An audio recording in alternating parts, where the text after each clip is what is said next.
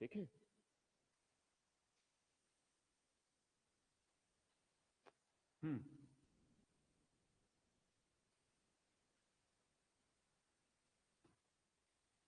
हाँ, तो हम क्या लिख रहे हैं?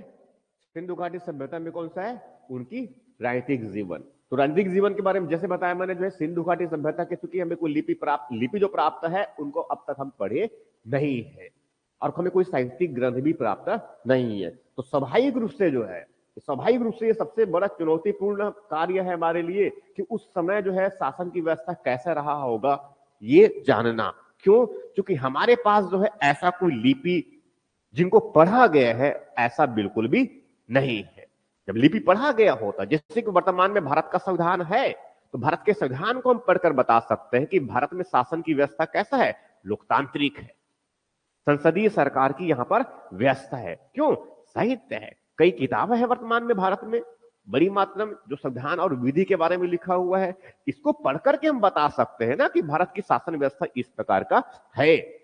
मगर उस 4,500 साल पहले जो है, जो सिंधु घाटी सभ्यता हुआ करता था, जिनकी लिपि तो प्राप्त है कुछ थोड़ी बहुत मात्रा में, मगर अभी तक उनको हम पढ़ नहीं पाए हैं। तो हम कैसे बताएं? सबसे बड़ी समस्या यही है। ठीक, समस्या क्या है इसमें? समस्या क्या है? लिखते चले जाइए। इसमें समस्या किस बात की है? समस्या किस बात की है? इनकी राजनीतिक जीवन के जानना जो है ये अपने आप में क्या है? चुनौतीपूर्ण कार्य है। ये अपने आप में क्या है? चुनौतीपूर्ण कार्य है। क्यों? क्योंकि अभी तक जो है ना तो इनकी लिपि पढ़ी नहीं गई है, पढ़ी नहीं गई है। साहित्य प्राप्त नहीं हुआ है। राइट? कोई साहित्य प्राप्त नहीं हुआ है। तो स्वाभाविक है, ये अपने आप में क्या है? एक समस्या है। ये अपने आप में क्या है? एक समस्या है। राइट? एक सेकंड। ये अपने आप में एक समस्या है ये। ठीक, तो इसीलिए जो है कई जो इतिहासकार जो है अलग अलग तरीके से जो है इनकी शासन व्यवस्था को बताने का प्रयास किया है। जैसे कुछ इतिहासकार, जैसे प्रारंभिक स्तर में बताया था मैंने कि इस सभ्यता के निर्माता कौन है? मेसोपोटामिया से लोग आकर के यहां पर बसे, उच्च क्षेत्र में बसे, और उनके द्वारा सभ्यता का निर्माण किया गया। मेसोपोटामिया उत्पत्ति का सिद्धांत दिया था उन्होंने। कुछ लोग मेसोपोटामिया से आए और यहां पर उन्हें सभ्यता का विकास किया। राइट? इसके बेसिस पर जो है उन लोगों को जो मानना है, कुछ वर्गों के इतिहासकारों का मानना है कि यहां पर जो है जैसे मेसोपोटामिया की सभ्यता में, जिनको हम सुमेरु सभ्यता कहते हैं, पुरोहित वर्गों के द्वारा शासन किया जाता था। किनके द्वारा बात कर रहा हूं मैं? पुरोहित वर्ग। अब पुरोहित वर्ग का मतलब यह है कि जो मोहनजोदड़ो में एक पुरोहित वर्ग का जो मूर्ति मिला है ना, एक बड़ा सा मूर्ति जिस पर से साल ओढ़े हुए हैं, फ्रेंच, ठीक है, ये वाला भी है। ठीक है, तो ये फ्रेंच कट दाढ़ी है उनका। ठीक है, और उसके आंख थोड़ा सा कम खुले हैं, और उसे कुछ मुकुट पहने हुए हैं। नहीं देखे? इसलिए देखना चाहिए उनको वो। ठीक है, तो वो ऐसे ही पुरोहित के द्वारा जो है शासन किया जाता रहा होगा, ऐसा एक वर्ग का मानना है। समझ में आ जो कह रहा हूं मैं ये? ठीक, कितने बात कर रहा हूं मैं? एक पहली बात है ये। तो इसे पहली बात है, क्या हुआ? कुछ वर्ग का, कुछ इतिहासकारों का जो मानना है, कुछ इतिहासकारों का जो मानना है कि कुछ इतिहासकारों का मानना है कि जिस प्रकार से, जिस प्रकार मेसोपोटामियाई पोटामियाई सभ्यता में किनका? पुरोहित वर्ग का शासन था। पुरोहित वर्ग का शासन था। लगभग ऐसा ही, लगभग वैसे ही शासन कहां पर? सिंधु सभ्यता में।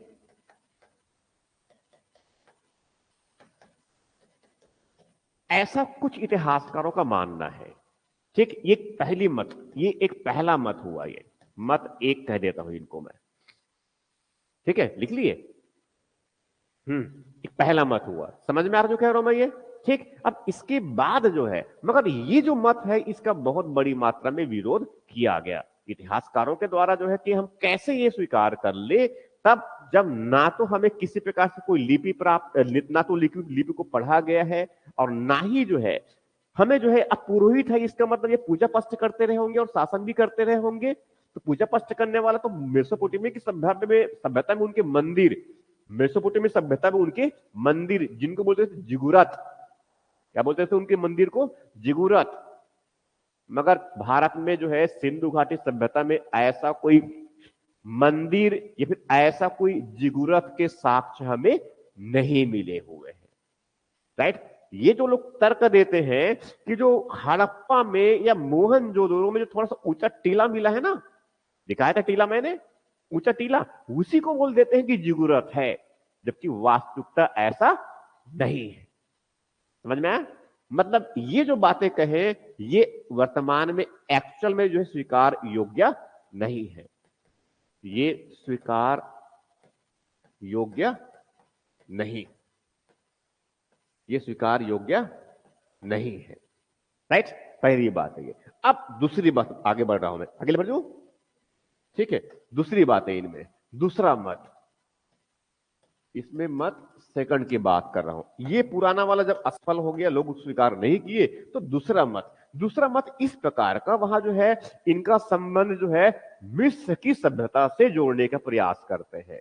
जिस प्रकार से समकालीन जो मिस्र की सभ्यता, जानते हैं ये समकालीन जो मिस्र की सभ्यता में जो है निरंकुश शासक हुआ करता था। निरंकुश शासक मतलब क्या है, बड़ा शक्तिशाली शासक जो जैसा चाहता है वैसा ही करता है, अपने आदेश के गुलाम है, वो जैसा आदेश देगा वैसे ही बलपूर्वक शासन करेगा। समझा रहे ना ये? तो मिस्र में जो है वहां जो शासक थे, जब समकालीन स्थिति की बात कर रहा हूं, उस समय वो कहे बहुत ही तानाशाह के जैसा कर सकते हैं, निरंकुश शासक हुआ करता था। जैसे कि जो है वर्तमान में नॉर्थ कोरिया में किम जोंग, समझ रहे ना, ये उनका शासन है ये, तो क्या मानते हैं, थोड़ा सा तानाशाही रवैये वाला है ऐसा। और वैसे ही जो है वह जो है इराक में जो है मोहम्मद गद्दाफी हुआ करता था, वो भी तानाशाह। ठीक है, और वैसे ही और भी कई जगह पर है ये सब।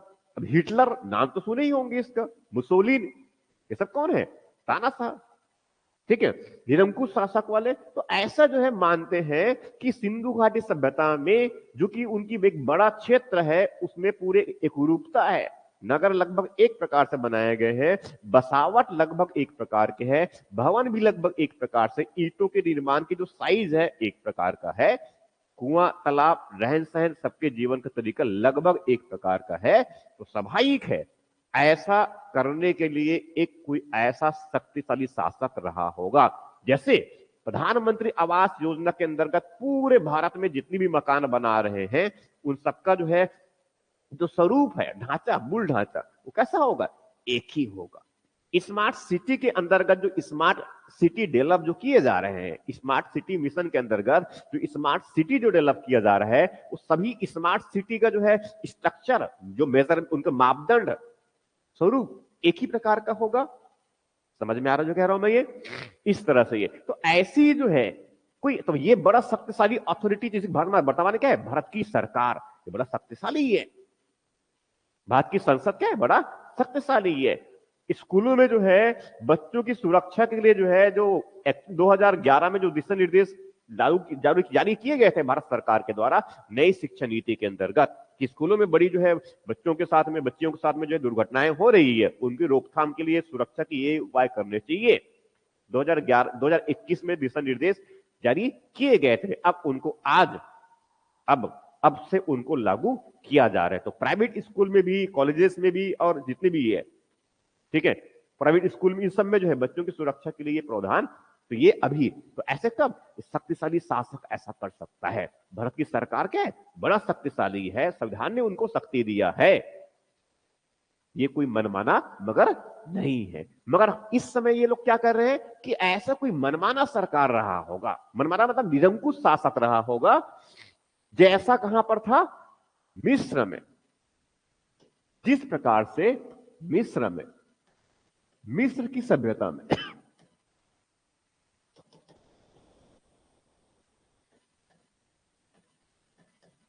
मिस्र की सभ्यता में जिस प्रकार निरंकुश शासक था, वैसे ही शासक किसमें, सिंधु घाटी सभ्यता में। ये दूसरा मत है, मगर ये भी मत एक्चुअल में स्वीकार करने योग्य नहीं है। इनमें कोई आम सहमति नहीं बना, इनमें आम सहमति नहीं है।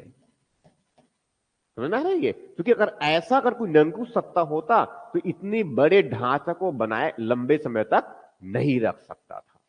समझ में आ रहा है कह रहा हूं मैं ये, इस प्रकार से। तो ये भी मत क्या है, थोड़ा सा समाप्त हो गया ये, ठीक है। उसके बाद फिर जो है कुछ इतिहासकारों ने जो है कुछ और प्रकार के मत दिए, और प्रकार के मत दिए मतलब क्या है, इनमें कुछ इतिहासकारों का जो मत है, तीसरा मत की बात कर रहा हूं मैं, उनका मत है क्योंकि ये क्षेत्र बहुत ही एक बड़ा क्षेत्र था।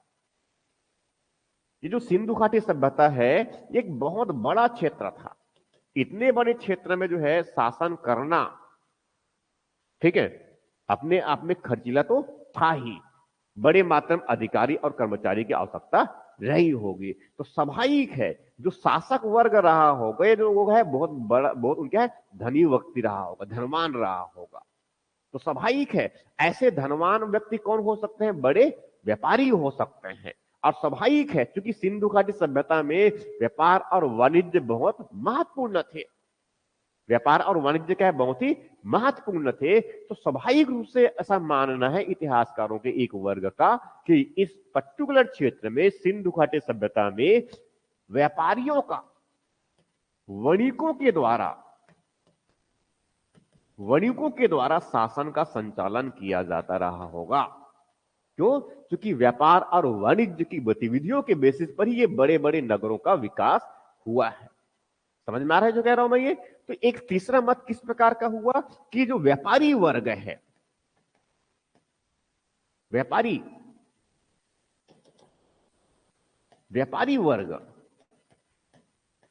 वर्ग द्वारा शासन का संचालन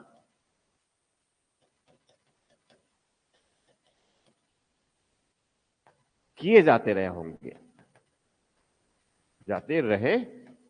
होंगे, ये मत है, ठीक है। मगर ये भी मत जो है बहुत अच्छा सर्वमान्य नहीं है। व्यापारी वर्ग मतलब किसकी बात कर रहे हैं, ये लगभग हम जो है मध्यम वर्ग के द्वारा शासन का संचालन, मध्यम वर्ग द्वारा शासन का संचालन,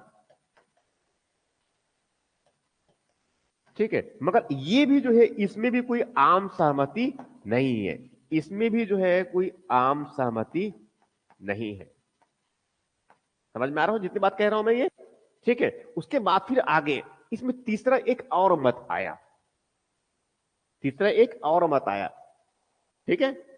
तीसरे मत का मतलब किसकी बात कर रहा हूं मैं, जैसे जो एक बड़ा क्षेत्र है, आगे बढ़ जाऊं, जैसे क्या है, बड़ा क्षेत्र है, बड़ा क्षेत्र मतलब किसकी बात कर रहा हूं मैं, ये 12,99,000 वर्ग किलोमीटर का ये क्षेत्र है। अब इतने बड़े क्षेत्र पर जो है शासन को बनाए रखना है, क्षेत्र में शांति और सुरक्षा को स्थापित करना है। तो जैसे वर्तमान भारत में जिनका क्षेत्रफल 32,87,000 वर्ग किलोमीटर का क्षेत्र है, ठीक है, इनकी सुरक्षा के दृष्टिकोण से, इनमें क्षेत्र में शांति व्यवस्था को बनाए रखने के दृष्टिकोण से, इनकी रक्षा के दृष्टिकोण से पूरे भारत को हमने क्या बनाया है, एक बनाया है। पूरे भारत को हमने क्या बनाया है, एक बनाया है, यही है ना। मगर उस एकता के साथ साथ भारत में क्षेत्रीय स्तर पर भी अलग अलग प्रकार की अपनी आवश्यकताएं हैं। ऐसा ही है ना? ठीक है। तो क्षेत्रीय स्तर पर जो अलग अलग आवश्यकताएं हैं, उन आवश्यकताओं को जो है ज्यादा बेहतर कौन समझ सकता है? स्थानीय स्तर पर जो लोग रहेंगे वही समझेंगे, क्षेत्रीय स्तर पर जो लोग रहेंगे वही समझेंगे। समझ में आ रही है? इसीलिए जो है हमने राज्यों की सरकार की व्यवस्था भी स्थापित किए हैं। तो इस प्रकार से क्या है कि भारत में जो है पूरे राष्ट्र की सुरक्षा और समृद्धि के लिए हमने एक राष्ट्रीय स्तर में सरकार की व्यवस्था, एकीकृत सरकार की व्यवस्था, और उनके साथ साथ क्षेत्रीय स्तर में जो है हमने क्षेत्रीय सरकार की व्यवस्था, राज्यों की सरकार। तो इससे फायदा क्या हुआ? क्षेत्रीय स्थानीय जो संस्कृति है, स्थानीय सामाजिक आर्थिक विकास की जो आवश्यकता है, उनको भी पूरी किया जा सकता है, और साथ में राष्ट्रीय स्तर तो बड़े मुद्दे हैं, उनसे निपटने का काम कौन करेगा? राष्ट्रीय सरकार।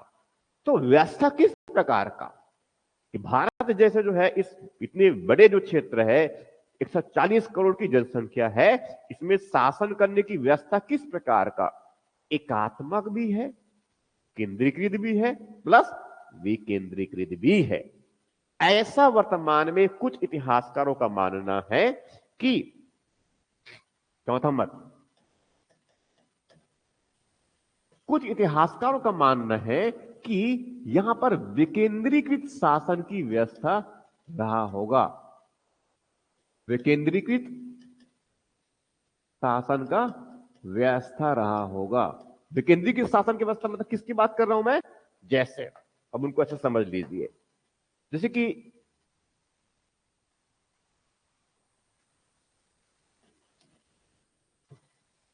इतने बड़े क्षेत्र में शासन की व्यवस्था है, तो इनमें जो है अब जैसे कि कुछ इसमें बड़े बड़े सेंटर पॉइंट हो गए ना, इस तरफ जैसे कि लोथल हो गया, ये लोथल है, ये लोथल की अपनी शासन की व्यवस्था। यहां पर कालीबंगा है, ठीक है। इस तरफ यहां पर अगर चलेंगे तो क्या है? हड़प्पा है। यहां पर क्या है? मोहनजोदड़ो है। समझ में आ रहा है जो कह रहा हूं मैं? ये इस तरह से, ये ऐसे और भी है। तो ये एक्चुअल में जो है जैसे कि एक बड़ा क्षेत्र अगर देख ली इनको, वो एक बड़ा क्षेत्र अगर देख ली इनको ऐसे इनमें समझने के लिए,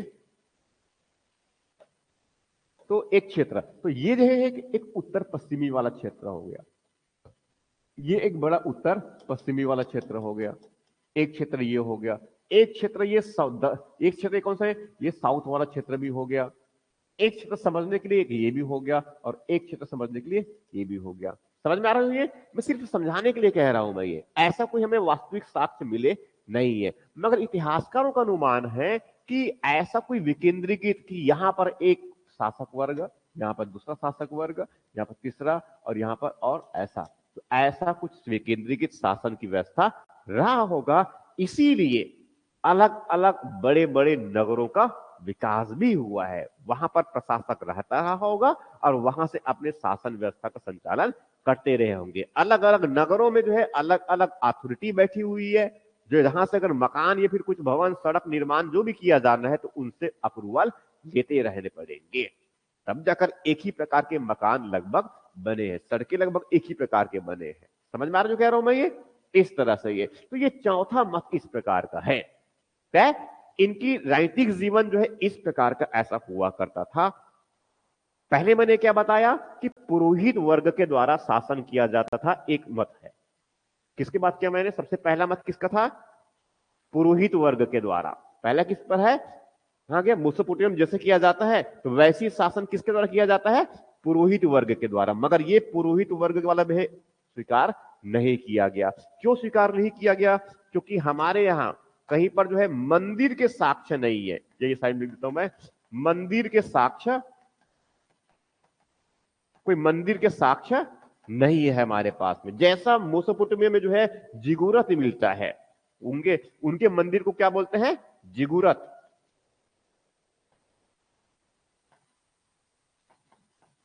ये मेसोपोटामिया में जो मंदिर उनके, उनको क्या बोलते हैं? जिगुरत। ठीक है। तो हमारे भारत में तो ऐसे कोई सिंधु घाटी सभ्यता में कोई जो है मंदिर के साक्ष्य हमें नहीं मिले हुए हैं, राइट। तो ये भी जो है मत को स्वीकार नहीं किया गया, ठीक। उसके बाद फिर जो है ये, उसके बाद फिर दूसरा मत बताया मैंने, कौन सा वाला है वो, कौन सा वाला है, मिस्र की सभ्यता वाला। निरंकुश सत्ता रहा होगा, मगर निरंकुश सत्ता वह ऐसा भी कोई नहीं यहां पर था, क्योंकि यहां पर हमने कोई ऐसा बड़ा बड़ा जो है कोई हमने, जैसे कि गाजा का पिरामिड, गाजा का पिरामिड, पिरामिड समझते हैं ना, 7 अजूबों में सम्मिलित है ये गाजा का पिरामिड, है ना। देखिए आप लोग, ये गूगल में जाकर सर्च करना, उसकी इमेज देखना, बड़ा बड़ा पत्थर से बनाया गया है ये, ठीक है। वो मम्मी मिलता है बोलते हैं ना, तो सबों को दफनाया दफनाया तो नहीं गया, बड़े बड़े ताबूत बनाकर उनको रख दिया गया है, राइट। वही है ना ये, वो कई फिल्म भी बने हैं उस पर, ये देखी भी होंगे, ठीक है। मम्मी जाग गया इस प्रकार का, ठीक है। तो क्या है, तो ऐसे तो ये इतनी बड़ी मात्रा में जो फिजूल खर्ची, अगर जो बड़े बड़े अगर देखा जाए तो ये पिरामिड बना दिए, तो बहुत बड़ी मात्रा में पैसा वहां पर खर्च किया है ना, जबकि सिंधु घाटी सभ्यता में ऐसा नहीं है। जो विशाल स्नानागार बनाए हैं वो भी किसके, आम लोगों की स्नान करने के लिए है ना, ठीक है। बल्कि जो शासक रहा होगा उसने जो है, अगर देखा जाए तो जो शासक रहा होगा उसने कैसे ऐसे काम किए हैं, इसको आगे बढ़ा दूं मैं, ठीक है। तो इस प्रकार से अगर देखिए तो सामान्य जो जानकारी इनके इनके बारे में, जो सामान्य इनकी शासन व्यवस्था के बारे में जो है, शासन व्यवस्था के बारे में जो है ये एक अनुमान लगा सकते हैं, क्योंकि ये एक क्या है, वृहद क्षेत्र में फैला हुआ है।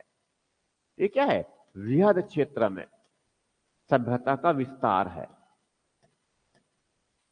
वृहद क्षेत्र में सभ्यता का विस्तार। अब इतने विस्तृत क्षेत्र पर जो है लंबे समय तक अपनी व्यवस्था को बनाए रखना, और वो भी कैसे, बिल्कुल नगर का स्वरूप कैसा है, नगर का स्वरूप कैसा है, बिल्कुल सुनियोजित है, सुनियोजित है, सुनियोजित उनकी बसावट है।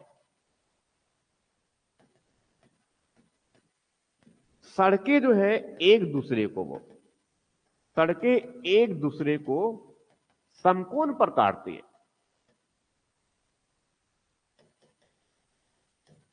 समकोण पर काटती है, ठीक है। और वैसे जो बस्तियों के बसावट, या फिर कह सकते हैं भावना को, जो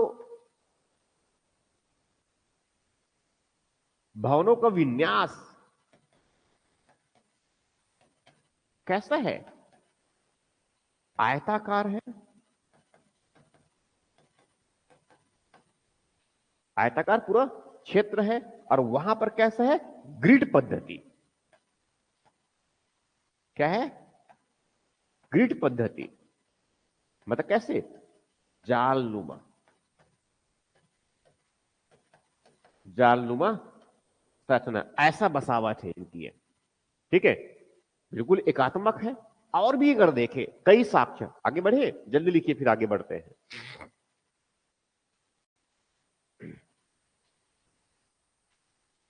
हो गया, ठीक है। अब इसमें देखिए ये इनकी जो बाट, मापतौल के लिए जो बाट बना हुआ है, बाट समझते हैं ना, ठीक है।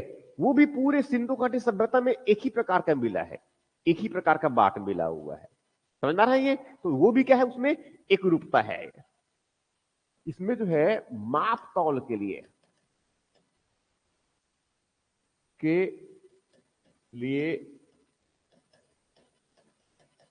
प्रयोग में लाए गए बाट में क्या है, एक रूपता है, एक ये हो गया, ठीक है। और ईंटों के आकार, ईंटों के आकार, ईंट मतलब कौन सा, पक्की ईंट की बात कर रहा हूं मैं, पक्की ईंट, पक्की ईंटों का आकार और स्वरूप, उसमें क्या है, एक रूपता है, उसमें क्या है, एक रूपता है। इनकी जो मोहरे, और मोहरे और उनकी सील, और मोहरे और व्यापारियों की सील। सील समझते हैं ना, सील वो स्टाम्प लगाते हैं जिस पर चिन्ह बने होते थे, ठीक, तो वैसे ही इनकी सील जो प्राप्त है, तो मोहरे और व्यापारियों को सील से प्रतीत होता है, से प्रतीत होता है कि व्यवस्थित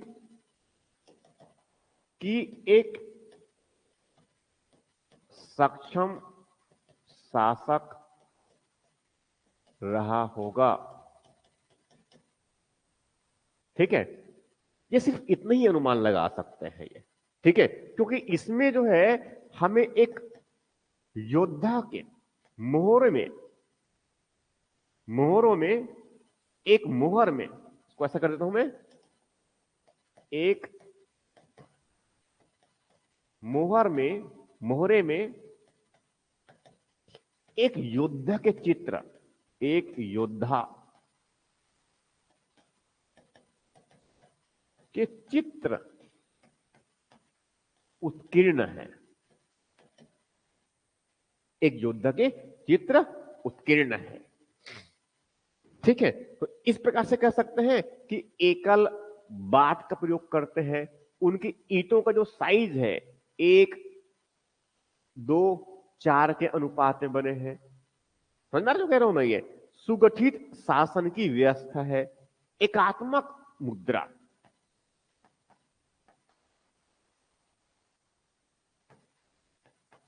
एकात्मक मुद्रा, इनकी लिपि, लिपि का स्वरूप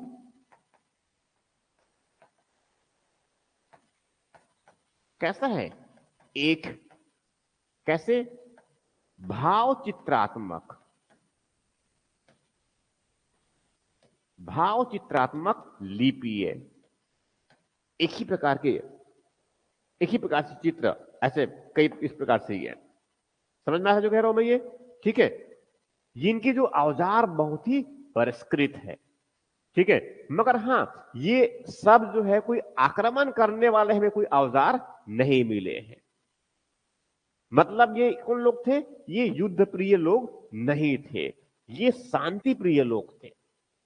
ये कोई युद्ध प्रिय लोग नहीं थे, ये क्या है, शांति प्रिय लोग थे। ये रक्षात्मक औजार प्राप्त हुआ है, ना कि आक्रामक औजार। उनके जो हथियार जो प्राप्त हुए हैं वो रक्षा करने से संबंधित है, ना कि जो है दूसरों पर आक्रमण करने से संबंधित। राइट, इस प्रकार की जो है इनका राजनीतिक जीवन हुआ करता था। मतलब कह सकते हैं कि गवर्नेंस का एक बहुत अच्छा इनका, गवर्नेंस का एक जो गवर्नेंस का जो मॉडल है इस पूरे सिंधु घाटी सभ्यता में, वो बहुत अच्छा रहा होगा। समझ में आ रही है, क्योंकि इतने बड़ी क्षेत्र पर लंबे समय तक व्यवस्था को बनाए रखना और नगरों के उत्कृष्टता तक पहुंचना, वो अपने आप में जो है जब उच्च अच्छी जो सक्षम शासक होगा तभी ऐसा संभव हो सकता है। क्लियर है यहां तक ये? तो इस प्रकार से क्या था इनका राजनीतिक जीवन। अब ठीक है, अब आगे बढ़िए, क्योंकि बड़े बड़े भवन बनाए हैं, तो बड़े बड़े भवन कब बन सकते हैं, जब शासन चुस्त दुरुस्त रहा होगा।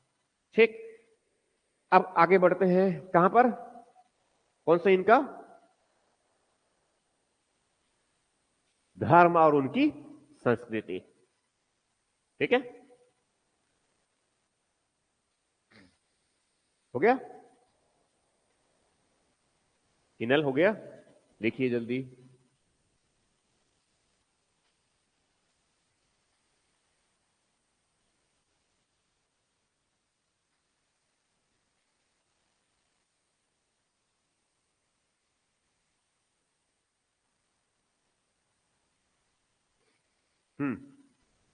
ठीक है, अब इनका जो है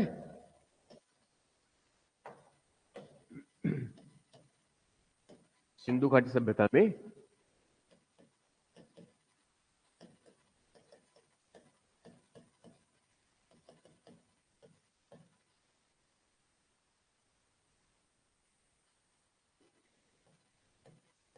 धर्म और उनकी संस्कृति किस प्रकार का था। इसमें भी सेम वही समस्या है, क्योंकि हमने ना तो कोई साहित्यिक ग्रंथ मिले हैं। सबसे पहली बात तो यही है इसमें, ये ठीक है, इनमें साहित्यिक साक्ष्य प्राप्त नहीं। दूसरा, पूरा तात्विक साक्ष्य प्राप्त, किंतु कैसे है, जीर्ण शीर्ण अवस्था में, ये स्थिति है। ठीक, अब जो प्राप्त हुआ है हम किससे जानेंगे? जो पुरातन अवशेष है,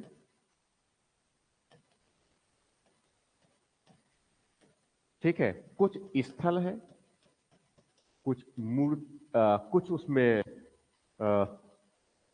मृण मूर्ति और कुछ कांसे की मूर्ति,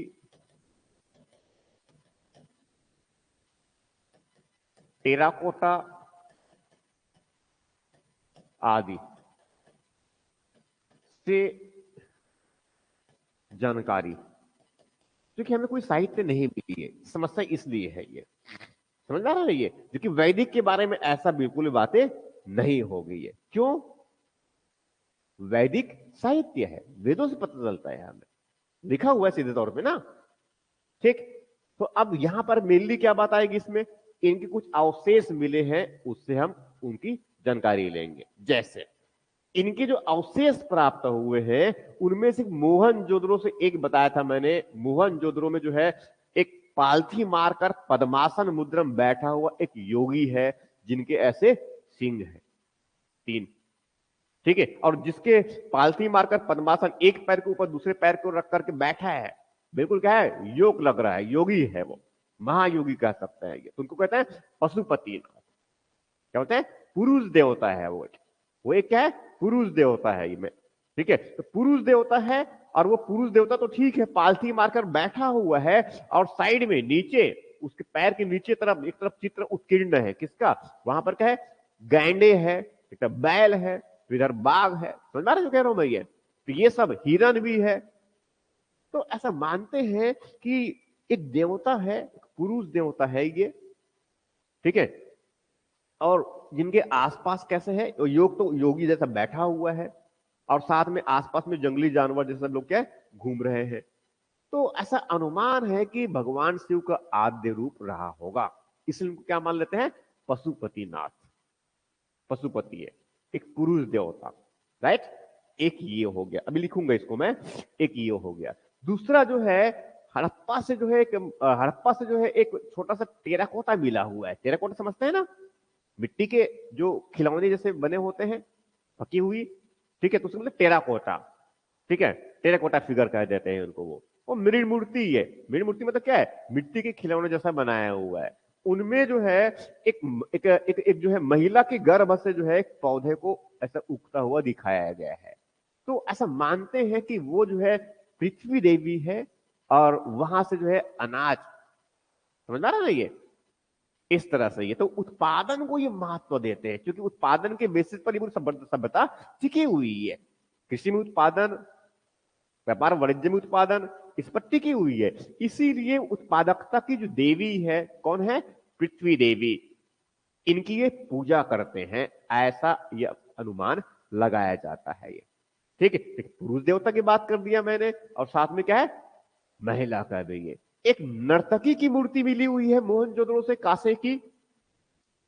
इससे अनुमान लगाया जाता है कि वो नर्तकी जो है, वो देवताओं को, उनके जो भी देवी देवता रहे होंगे, उनको प्रसन्न करने वाले क्या है, एक नर्तक, देवदासी के रूप में। इतिहासकारों के द्वारा इस प्रकार से इनका विश्लेषण किया जाता है। ये समझ में आ रहा है ये। इनके अलावा, ठीक है, ज्यादा महत्वपूर्ण देवता, ज्यादा महत्वपूर्ण उनके सिलों में, उनके मोहरों में देखें तो क्या मिलता है हमें, बैल, कुबर वाले बैल मिलते हैं। अब उसमें देखी भी है, एक सांड के उनके क्या है, उनके जो है जंघों पर जो है देखिए त्रिशूल को चिह्न किया गया है, ठीक है। आज भी जो है अगर कोई ब्राह्मण जैसे कि देखेंगे उसमें अगर ऐसा बड़ा सा जो है सांड अगर घूमते हुए दिखेगा तो उसमें कोई ब्राह्मण पुजारी कहेगा जय भोले बाबा। ठीक होता है ना एक्चुअल में, ये तो अभी भी इस प्रकार का है। ठीक है, तो कहने का मतलब ये है, एक तो बताया नहीं, ये हो गया। उसके बाद फिर जो है इसमें ये हो गया, तो कहीं पर उसमें केले की पूजा के साक्ष्य मिले हुए हैं, कहीं पर उसमें जो है नाग पूजा के साक्ष्य मिले हैं, कहीं पर जल पूजा के साक्ष्य मिले हुए हैं, कहीं पर अग्निकुंड मिले हुए, तो अग्नि पूजा की भी साक्ष्य मिले हुए हैं। समझ में आ रहा है ये?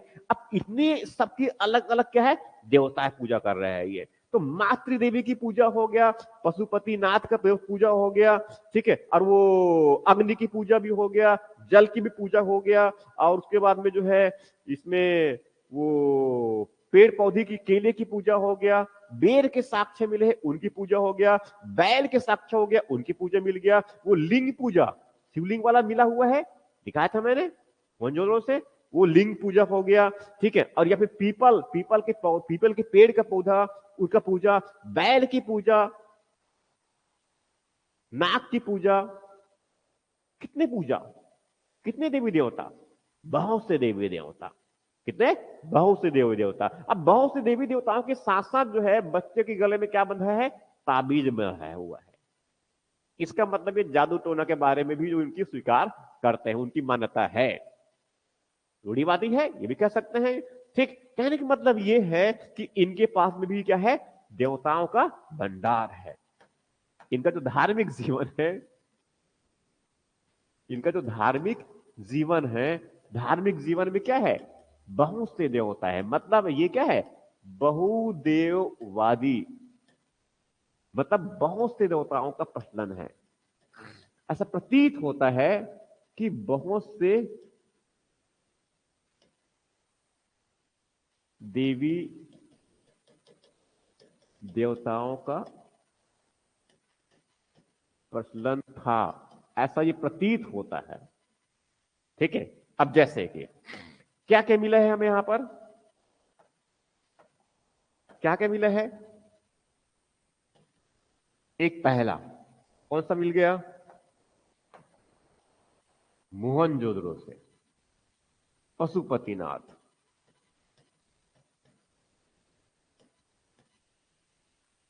ठीक है, के साक्ष्य किसको लेंगे इसमें, वही मोहनजोदड़ो से प्राप्त, मोहनजोदड़ो से प्राप्त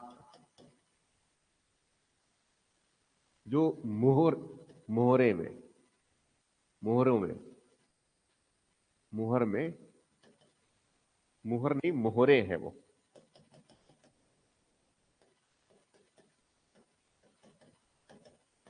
चित्र उत्कीर्ण, ठीक, ये मानते हैं, ये मिला है ये। ठीक, और वैसी जो है और क्या मिला हुआ है, लिंग पूजा का प्रचलन था, और लिंग पूजा भी किसी न किसी रूप में उत्पादकता से जुड़ी होती है। समझ में आ रहा है ये, लिंग पूजा जो है किसी न किसी रूप में उत्पादकता से जुड़ी होती है, तो उत्पादन को जो है पूजा करते हैं, प्रोडक्टिविटी, फर्टिलिटी की पूजा कर रहे होते हैं ये। ठीक, तो लिंग पूजा ये भी मिला हुआ है हमें, इनका भी प्रचलन था। इनके साथ साथ जो है इसमें मातृ देवी की पूजा, मातृ देवी का बताया था मैंने इसमें कि हड़प्पा से मिला हुआ है ये। ठीक है, पृथ्वी के गर्भ से एक पौधे को उगता हुआ दिखाया गया है, ये भी प्रोडक्टिविटी की बात कर रहे हैं, मातृ देवी की पूजा। ठीक है, वैसी जो है वैसी जो है इसमें जो है नाग पूजा, इसके साक्ष्य मिले हैं। वर्तमान में जो भी नाग पूजा होता है, नाग पंचमी, ठीक है, ये भी है। वैसी जो है इसमें जो है जल पूजा, जल की पूजा तो स्वाभाविक है, होता ही है, जल की पूजा करते हैं ना। ठीक है, जल पूजा की प्रचलन था, ऐसे सब सारी जानकारी मिलती है, जल पूजा हो गया, नाग पूजा हो गया, और पीपल की पूजा, केले की पूजा, केले की पूजा भी होता है, पीपल की पूजा भी होता है, पीपल के पेड़ का होता है ना, बच्चे के जब जन्म होता है, जब जाके वहां पर काले रंग की चूड़ियां चढ़ाते हैं, नहीं मालूम है? बच्चे का जो जन्म हो, जब बच्चों का जो जन्म होता है ना, तो वहां पर जो है प्रेत की माँ रहती है। पीपल में जो है प्रेतों की माँ मानते, उनको बोलते हम लोग बोलते हैं परेतीन बोलते हैं उनको छत्तीसगढ़ी भाषा में। अब नाम सुने? हाँ। वो क्या है, प्रेतों की माँ है, तो सभाई के बच्चे की माँ है, तो परेशान ना करें, इसलिए हम उनको खुश करने के लिए क्या है, थोड़ा सा पूजा पाठ करके जो है वहां पर चूड़ी और सिंदूर और बहुत सारे उनको सौंदर्य के जितने भी आवश्यकता की चीजें होती है सब उनको चढ़ा देते हैं, और हमें आशीर्वाद मिले, इस तरह का ये ऐसा ही है ना। हाँ, ठीक है। कुछ वो बेर की जो पेड़ होते हैं उसमें भी ऐसे मानते हैं, उसमें जग चढ़ाते हैं कुछ लोग, गांव देहात में ऐसा होता है ये। तो अब हाँ, अब केले की पूजा तो अभी भी होता है ना, कौन सा नहीं होता है ये? केले की पूजा करते हैं ना एक दिन। आंवला की पूजा अभी भी है, केले की पूजा भी होता है। एक मुझे ध्यान में नहीं आ रहा है कोई दिन, इसमें केले की पूजा होता है मगर, ठीक है। तो केले की पूजा है, पीपल की पूजा है, जल पूजा है, नाग पूजा है, मातृ देवी की पूजा है, लिंग पूजा है, पशुपतिनाथ की पूजा है, ठीक है, ये हो गया। तो अग्नि पूजा, इसको कैसे भूल रहे हैं हम? और कौन सा है? अग्नि पूजा। अग्नि पूजा क्या है? अग्निकुंड मिला हुआ है, तीन तीन चार चार जगह मिला हुआ है। कहां कहां मिला है अग्निकुंड? कालीबंगा है, लोथल है, और संघोल से भी मिला हुआ है, ठीक है। ये क्या है? अग्नि पूजा है। और तो ये सब क्या है? ये सब क्या है? इनके धर्म दर्शन है ये, ठीक। अब इसमें वृक्ष पूजा हो गया, पीपल हो गया, बैल लिखे हैं क्या? बैल, बैल की भी तो पूजा करते हैं ये। बैल की पूजा, बैल की पूजा तो अभी भी किया जाता है। अभी कुछ दिन बाद नंदी पोला, ये भी आ जाएगा, ठीक है, ये हो गया। और हाँ, प्रतीकात्मक स्वास्तिक, प्रतीकात्मक चिन्ह की पूजा भी कह सकते हैं। कौन सा? स्वास्तिक के साक्ष्य,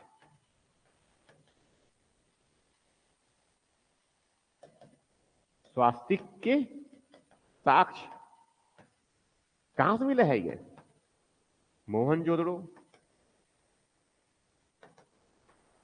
राइट। तो ये सब इनके क्या है? अलग अलग तरीके हैं पूजा करने के ये, ठीक है। यहां तक हो गया, लिंग पीपल का हो गया, बैल हो गया, स्वास्तिक के साक्ष्य मिले हैं। अब उसमें जैसे कि जो है ये पशुपतिनाथ वाला है, इसको थोड़ा सा मैं और आगे खींच देता हूं मैं, ये पशुपतिनाथ वाला। तो पशुपतिनाथ बेसिकली कौन है? एक योगी के जैसा है। पशुपतिनाथ क्या बोलते हैं इनको? योगी, योगी है। तो योगी मतलब कैसा?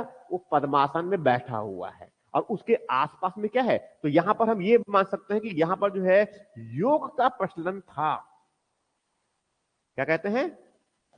योगी की उपस्थिति जो है ये स्थापित है, योगी की उपस्थिति ये दर्शाता है कि यहां पर योग का प्रचलन था।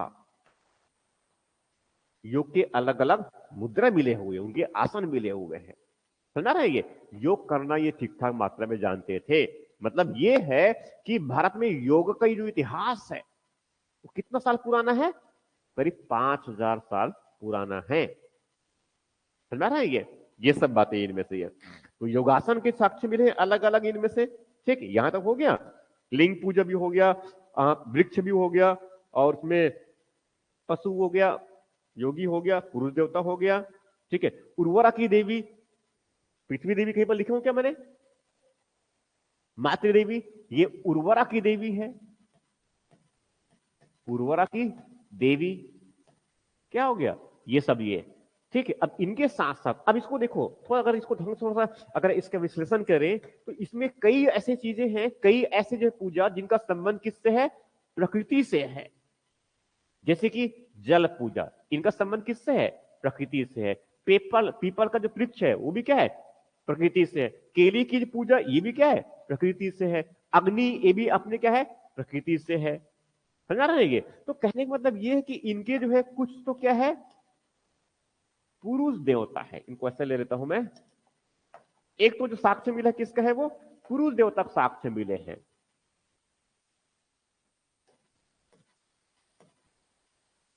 एक तो जो साक्ष्य मिले हैं, किसके साक्ष्य मिले हैं? एक पुरुष देवता का है ये, एक पुरुष देवता है ये, एक ये हो गया। दूसरा कौन सा है? मातृदेवी, इनके साक्ष्य हो गए, ठीक है। और कुछ और क्या मिल गया इसमें? जो प्रकृति पूजा है। अब प्रकृति पूजा में क्या ले लेंगे? ये सब जो है जल की पूजा है, पीपल की पूजा है, केले की पूजा है, अग्नि की पूजा है, ये सब क्या है? प्रकृति पूजा है। और कुछ क्या है? प्रतीकात्मक पूजा। कुछ क्या है? प्रतीकात्मक पूजा। तो ये सब इनके धार्मिक जीवन का हिस्सा था। ये सब क्या है? उनके धार्मिक जीवन का हिस्सा है ये। इनके साथ साथ जो है, और हो गया यहां तक, हो गया यहां तक, ठीक। अब इसके बाद इसमें जो है ये, इसके बाद इसमें जो है कुछ क्या है, जैसे कि इसमें जो है हमें कुछ जो 100 मिले हैं बच्चों के, बच्चों के जो 100 मिले हैं उनके गले में क्या मिला है? ताबीज। गले में क्या मिला है? ताबीज। तो इससे ये अनुमान लगाया जाता है, इससे ये अनुमान लगाया जाता है कि उस समय जो है जादू टोना तंत्र मंत्र का भी प्रचलन हुआ करता था। अब बेसिकली क्या है? ये अंधविश्वास है। ये क्या है? अंधविश्वास। ये हम कैसे कह रहे हैं? क्योंकि साक्ष्य प्राप्त हुए हैं। साक्ष्य क्या प्राप्त हुआ है? एक बच्चे के गले में ताबीज के साक्ष्य प्राप्त है। इसका मतलब यह हुआ कि इसमें तंत्र मंत्र, ठीक है, जादू टोना आदि का भी प्रचलन था। आदि का भी क्या है? प्रचलन रहा होगा। जैसे वर्तमान में जो है, जिस प्रकार की वर्तमान की स्थिति है, जैसे वर्तमान में है, तो वर्तमान में किस प्रकार की स्थिति है? वर्तमान में किस प्रकार की स्थिति है? तंत्र मंत्र का प्रचलन है इसमें ऑलरेडी, समझा रहे ये? इस तरह से ये, तो ये अंधविश्वास ये सब जो है, साथ में इसमें जो है बलि प्रथा, बलि प्रथा का प्रचलन था। किसका बलि? मुर्गों की बलि, सुअर का बलि,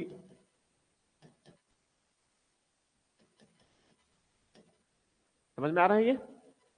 इस तरह का ये, तो ये सब क्या है? इनके जो है धार्मिक जीवन का हिस्सा हुआ करता था। मूर्ति, मूर्ति प्राप्त है हमें, मूर्ति पूजा, मूर्ति पूजा, जैसे कि कुछ कुछ अलग अलग प्रकार की मूर्ति मिली हुई है, ठीक। तो मूर्ति पूजा का ही प्रचलन था, ऐसा मानते हैं इनमें से ये, ठीक। ये सब किसके ही हुआ? इनके धार्मिक जीवन का हिस्सा, ठीक। आगे बढ़े। ये हो गया इनकी धार्मिक जीवन। अब जो है इनमें इनकी कला और स्थापत्य, इनमें जो है इनका कला और स्थापत्य।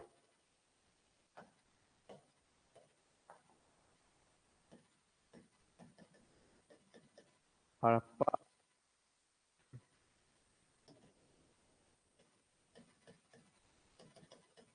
सभ्यता में कला और स्थापत्य, कला और स्थापत्य, ठीक है। तो स्थापत्य में पहले इसको ले रहा हूं मैं। स्थापत्य मतलब क्या होता है? जो हम बड़ी बड़ी जो है जो संरचनाएं बनाते हैं, जैसे कि बड़ी बड़ी जो भवन बना रहे हैं, ठीक है, बड़े बिल्डिंग्स है ये। तो कई बार ऐसे देखे होंगे, किसी घर जब बनाया जाता है तब वर्तमान में क्या है, हम इंजीनियर को बुला लेते हैं कि घर कैसे बनाया जाए, यही करते हैं ना वर्तमान में ये, ठीक है।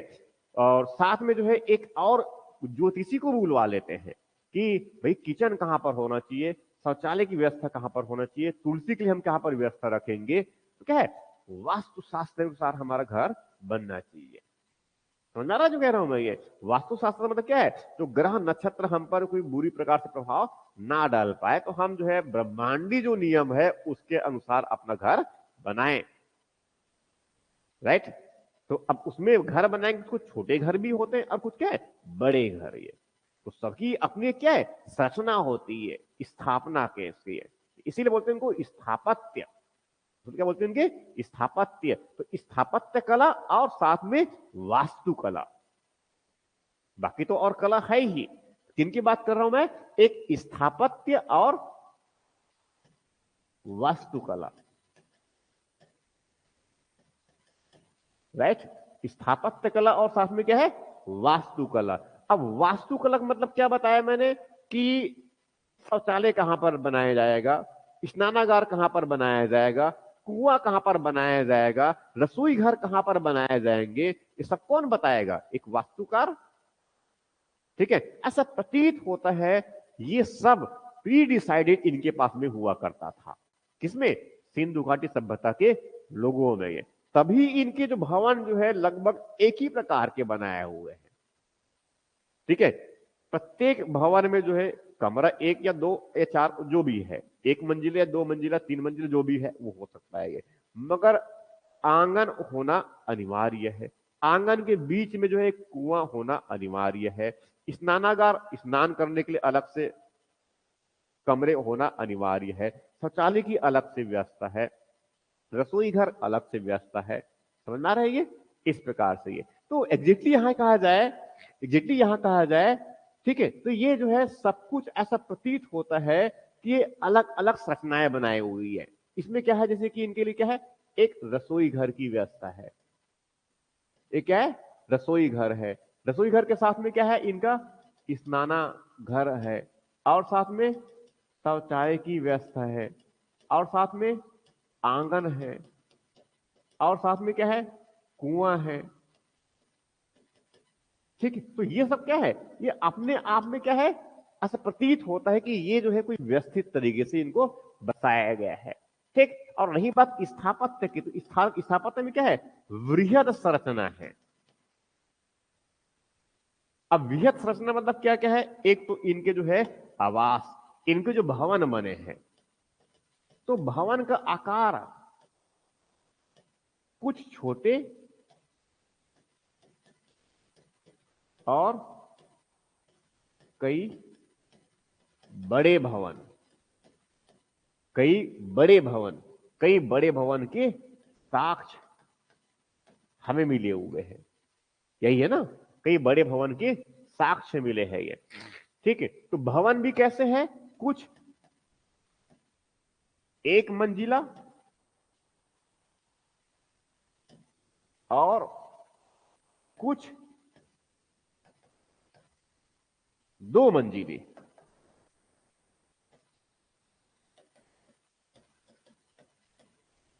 भवन, ठीक है। कुछ भवनों में एक कमरे, कुछ में दो, और कुछ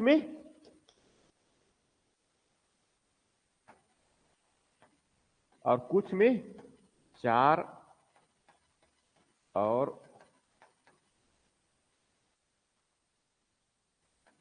उससे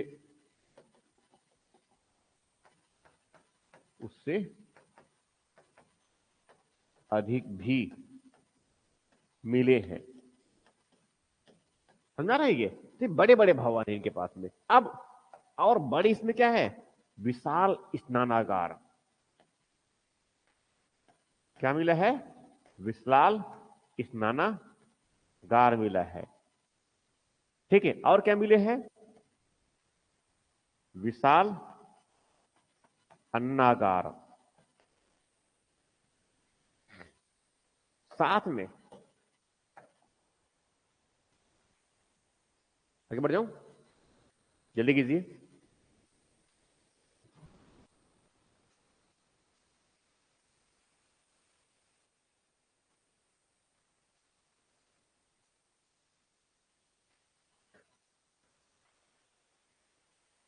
इसको यहीं पर ले लेता हूं, और मैं इसके जो है इस तरफ यहां पर साइड में ले लेंगे, इसमें ले लेंगे।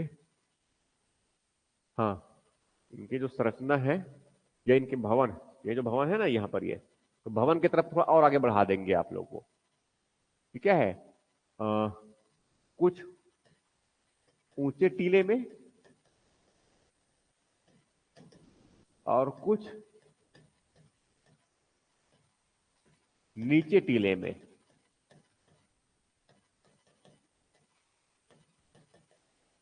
भवन निर्माण। टीले समझते हैं ना? टीले समझते हैं?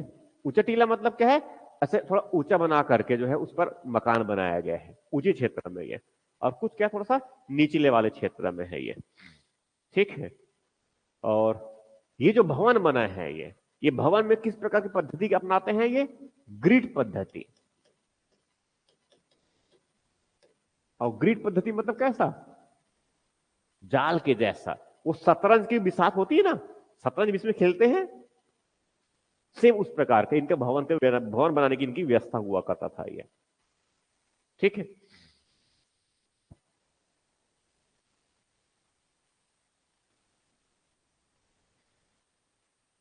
हो गया?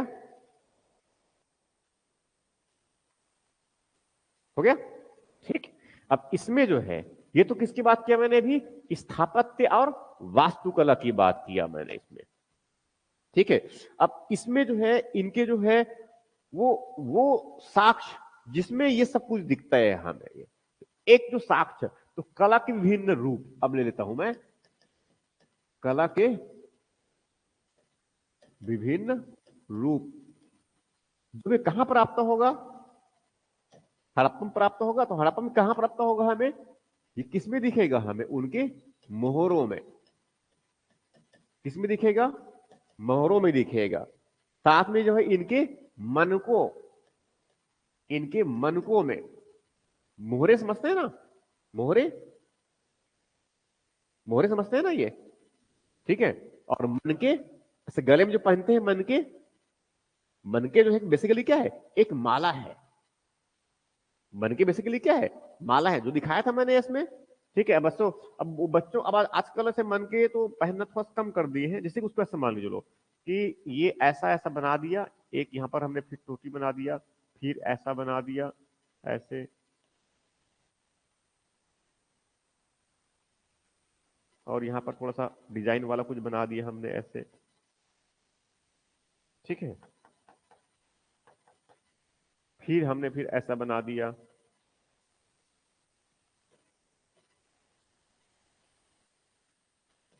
ये क्या है? मन के ऐसा। तो ऐसे गले में पहनने वाला हो करता था ये, इस तरह से ये। ठीक है। तो ये इस प्रकार से क्या था? मन के। और वैसी जो है क्या है?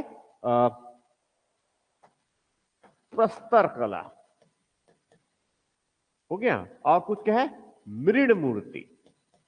मृण मूर्ति समझते हैं? मृण मूर्ति में तो क्या है? मिट्टी की बनी हुई मूर्ति। मृतिका कहते हैं, मृतिका मूर्ति हो गया ये। तो ये प्रमुख रूप से इसमें दिखता है ये। मगर इनके साथ साथ जो है, जो कला के विभिन्न जो रूप है उसमें उसमें सबसे महत्वपूर्ण अगर देखेंगे यहां पर तो क्या मिलेगा हमें? धातु कला। कौन सा कला मिलेगा? धातु कला। अब धातु कला में क्या है हमारे पास में? धातु में किसका प्रयोग करते हैं ये? धातु में किसका? तांबे का। तांबा और टीन भी है, और साथ में क्या है? कांसे का प्रयोग करते हैं ये। राइट। इससे क्या बनेगा? धातु को जो है गलाना और उसको एक आकार देना। जैसे हमें मोहनजोदड़ो प्राप्त क्या हुआ है? मोहनजोदड़ो क्या प्राप्त हुआ है हमें? कांसे की नर्तकी की मूर्ति। कांसे की नर्तकी।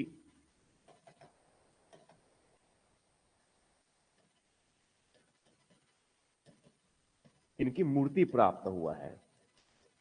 कहां से? कांसे की है। ठीक है। अब वैसे ही जो है, ये तो कांसक वाला हुआ, तो कांसे के जो है हमें कई, हाँ, कांसे के जो है कुछ घरेलू सामग्री, घरेलू उपयोग की वस्तुएं। ठीक है।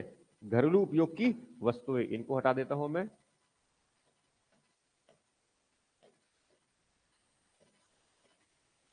घरेलू उपयोग की वस्तुएं। अब घरेलू उपयोग की वस्तु में क्या मिलेगा हमें? क्या मिलेगा? पात्र। अब पात्र में क्या, जैसे कि जो है गिलास मिल गया, समझा रहे ना, ये घरेलू उपयोग की वस्तुएं, गिलास है, प्लेट है, ऐसे कुछ जो है जो आवश्यकता की है ये। हाँ, कांसे की गाड़ी मिली है, कांसे की बैलगाड़ी मिली है, और भी कई है। किसका? कहा से गणेश जी? नहीं नहीं, गणेश जी कहां मूर्ति बताया मैंने ये? नहीं, पर गणेश जी के नहीं है वो, पशुपति का कहा, गणेश जी की मूर्ति नहीं मिला है। हड़प्पन गणेश जी के नहीं, गणेश जी कोई पूजा वूजा नहीं हो रहा है वहां पर, ठीक है। ठीक है, गणेश जी का नहीं है। किसका है वो? किसकी मूर्ति है? एक कांसे की मूर्ति मिली है, जो किसकी है? नर्तकी की मानते हैं हम ये, एक वो मिला हुआ है, ठीक है। और बैलगाड़ी मिला है, किसका? कांसे का, ठीक है। और तो ये तो हो गया। अब इसके कांसे के और क्या बनाएंगे? ये कुछ आभूषण बनाएंगे, आभूषण आदि का आभूषण बनाएंगे। और क्या बनाएंगे? औजार। हाँ, औजार बनाएंगे। और वो मिला है, एक दर्पण मिला है, औजार मिला है, तो कांसे का दर्पण मिला है, ठीक है। अब आदि कर देता हूं मैं, ऐसे बहुत सारी बात है, मगर ये सब क्या है? एक धातु वाला। तो कौन सा वाला? कांसे के प्रयोग करके। वैसी फिर और किसके प्रयोग करेंगे? तांबे का प्रयोग करेंगे। तो तांबे का प्रयोग करके कौन कौन बनाएगा? ताम्रकार बनाएगा। कौन बनाएगा? ताम्रकार बनाएगा। अब क्या बनाएगा ये? तांबे की एक तो क्या है? कृषि के लिए उपकरण, कृषि के लिए उपकरण बनाएगा ये। क्या क्या बनाएगा? हंसिया बनाएगा, कुल्हाड़ी बनाएगा, ठीक है। और वो जो भी और जितने भी उपकरण है कृषि के लिए, ठीक है, तो ये सब बनाने का काम कौन करेगा? ताम्रकार करेगा, तांबे की ये। और भी है, कृषि के उपकरण बनाएंगे, घरेलू उपयोग की वस्तुएं बनाएंगे, घरेलू उपयोग की वस्तुएं, ठीक है, ये सब बनाएंगे ये सब इनमें से ये हो गया। उसके बाद फिर जो है, अब इसमें तांबे हो गया, धातु वाला पटल लेना हमने ये, ठीक है। ये अब धातु के बाद में आगे बढ़ जाता हूं किसमें? पाषाण कला। पाषाण या फिर क्या बोलते हैं इनको? प्रस्तर कला। प्रस्तर पाषाण का मतलब क्या हुआ? कि पत्थर को तराश करके जो है अलग प्रकार का कोई संरचना बनाना। पत्थर को तराश करने का मतलब क्या है? अब पत्थर से क्या बनाएंगे? सबसे महत्वपूर्ण के पहले सबसे पहले क्या बनाएंगे? वो कृषि के लिए अपने उपकरण बनाएंगे, कृषि उपकरण, राइट। और क्या बनाएंगे? उनके औजार और हथियार। एक तो ये हो गया, ठीक है। और क्या बनाएंगे वो? पत्थर से क्या है? अपने भवन और दुर्ग का निर्माण करेंगे। ये भी साक्ष्य मिले हैं हमें ये। जैसे कि धौलावीरा में जो है, तो दुर्ग जो है किससे बना है? पत्थर से बना है। धौलावीरा में साक्ष्य, धौलावीरा में जो साक्ष्य मिला हुआ है, किसका है वो? किससे बना है? पत्थर से बने हैं ये, ठीक है। और पत्थर से क्या बनाएंगे वो? मूर्ति बनाएंगे ये, ठीक है। मूर्ति आदि का निर्माण, ठीक। ये कौन सा हो गया? पत्थर कला, पाषाण कला की बात किया मैंने ये, समझा रही है? तो एक हमने क्या देख लिए? धातु कला भी हो गया, साथ में जो है प्रसाण या फिर प्रस्तर कला भी हो गया, ठीक। आगे बढ़ जाऊं, ठीक। अब देखो इसमें जो है, ये जैसे कि और भी है, पहले आगे बढ़ जा रहा हूं फिर उसको बताऊंगा मैं। अब इसमें जो है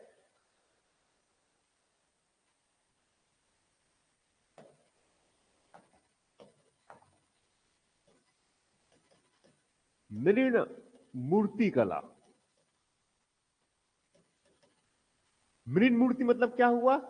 हम मिट्टी के जो है अलग अलग जो है कुछ वस्तुएं बना रहे हैं। बेसिकली क्या है? शिल्पकारी ही है। बेसिकली क्या है? इस कला के अलग अलग रूप है ये। तो मृण मूर्ति कला, तो यहां पर एग्जैक्टली हम क्या कह रहे हैं? कि मिट्टी के बर्तन, मीन्स कौन सा? क्या बोलते हैं इनको? मितभांड। मितभांड समझते हैं ना ये?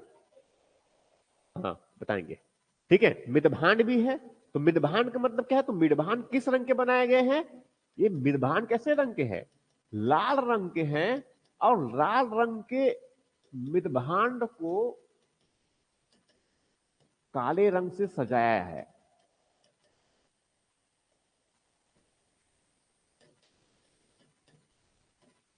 यही साक्ष्य मिले हैं ना, देखिए ना ये। और उस पर पीपल के पत्ते बनाए हुए हैं। और क्या है? पीपल के पत्ते बनाए हैं।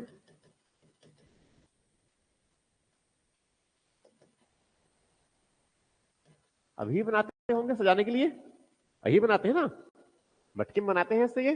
ठीक है, और क्या मिला है? मितभांड में क्या, इसका नाम क्या है? टेराकोटा। क्या बोलेंगे? टेराकोटा। अब टेराकोटा में क्या मिला है? कई प्रकार के मिला हुआ है।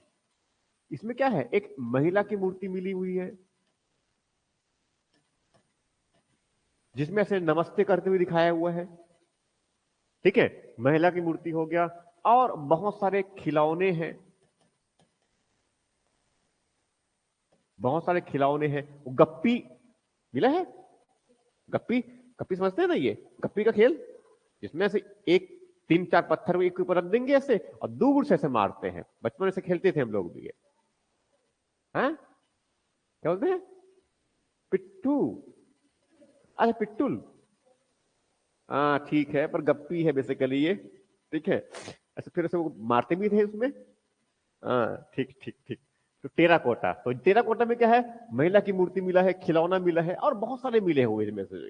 वो बंदर, बंदर भी है। बंदर चमकता हुआ, मतलब शाइनिंग कर, टेराकोटा शाइनिंग कर रहा है, चमकता हुआ बंदर की चित्र उत्कीर्ण है उस पर। चित्र, वो चित्र वो टेराकोटा मिला हुआ है। ठीक है, तो टेराकोटा ये हो गया एक वो। समझ में आ रहा है ये? और भी कई साक्ष्य, मगर मुख्य बात बताने का प्रयास कर रहा हूं मैं कि एक, हाँ, मिन मूर्ति ये हो गया, मूर्ति वाला हो गया। अब उसके बाद में क्या है? काष्ठ कला। क्या बोलेंगे?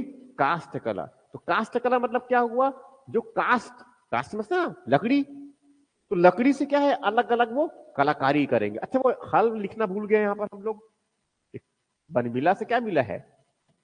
बनवाली से वो हल का टेरा कोटा मिला है ना। हल का एक नमूना मिला है, टेरा कोटा मिला है ये, बनवाली से, बनावली से। ठीक है, ये काष्ठ कला। काष्ठ कला मतलब किसकी बात कर रहा हूं मैं? लकड़ी के अलग, लकड़ी से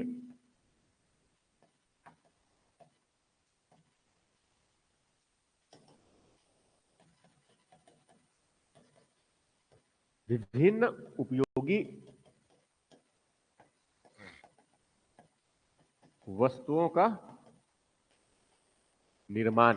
अब देखो, ये जो है हंसिया बनाने के लिए लकड़ी में जो है पत्थर को ऐसे चिपका देते हैं, मतलब अंदर चुभा देते हैं।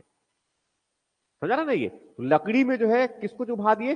पत्थर, धारदार पत्थर को चुभा दिए। अब उससे क्या करेंगे? फिर वो कटाई करेंगे, किसका? गेहूं का और जौ का। समझा रहे ना ये? इस प्रकार से ये तो क्या बनाएंगे वो? लकड़ी भी है, पत्थर में लकड़ी प्रयोग कर रहे हैं, प्लस क्या है, पत्थर ही प्रयोग कर रहे हैं। तो उससे क्या है? काष्ठ कला। इनके बैलगाड़ी किससे बनेंगे? इनके बैलगाड़ी बनेंगे ना। तो बैलगाड़ी कितने चक्के वाले हैं? कुछ दो चक्के वाले हैं, और कुछ क्या है, आठ चक्के वाले। एक मिला है बैलगाड़ी, टेराकोटा मिला है। तो बैलगाड़ी कैसे वाले? दो चक्के वाले, दो चक्के वाले और चार चक्के वाले, ये बैलगाड़ी मिला है। ठीक है, ये हो गया। और क्या बनेगा? लकड़ी से क्या बनाएंगे अपने लिए? अब बड़े बड़े भवन बनाए हैं, तो सभाई को उनके लिए क्या बनाएंगे? बड़े बड़े दरवाजे और खिड़कियां। बड़े बड़े दरवाजे और खिड़कियां।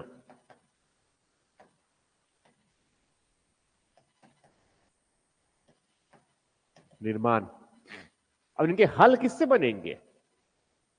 लकड़ी से बनेंगे हल, और कृषि के लिए आवश्यक उपकरण और साथ में और हथियार, औजार तथा हथियार, ये सब बनाएंगे। किसका हो गया ये? काष्ठ कला। धातु कला हो गया, काष्ठ कला हो गया, मूर्ति कला हो गया। ठीक है, और आगे बढ़ूं? आगे बढ़ूं और? ठीक। अब लेते हैं इनमें रंगरेजी कला, ये तो वस्त्र निर्माण कला, शिल्प कला, इसमें लेते हैं आगे। आगे बढ़ जाऊं? इसमें क्या है? इसको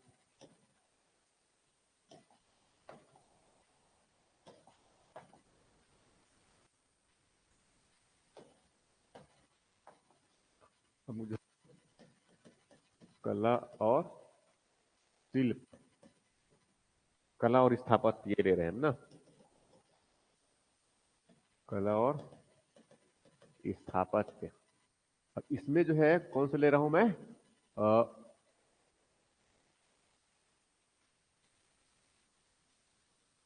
वस्त्र निर्माण कला, इनको क्या बोलते हैं?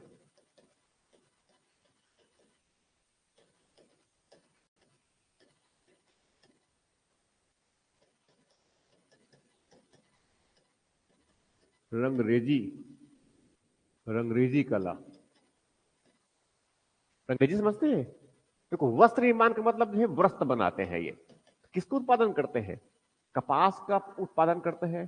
तो कपास के धागे से क्या बनाएंगे? सूती वस्त्र।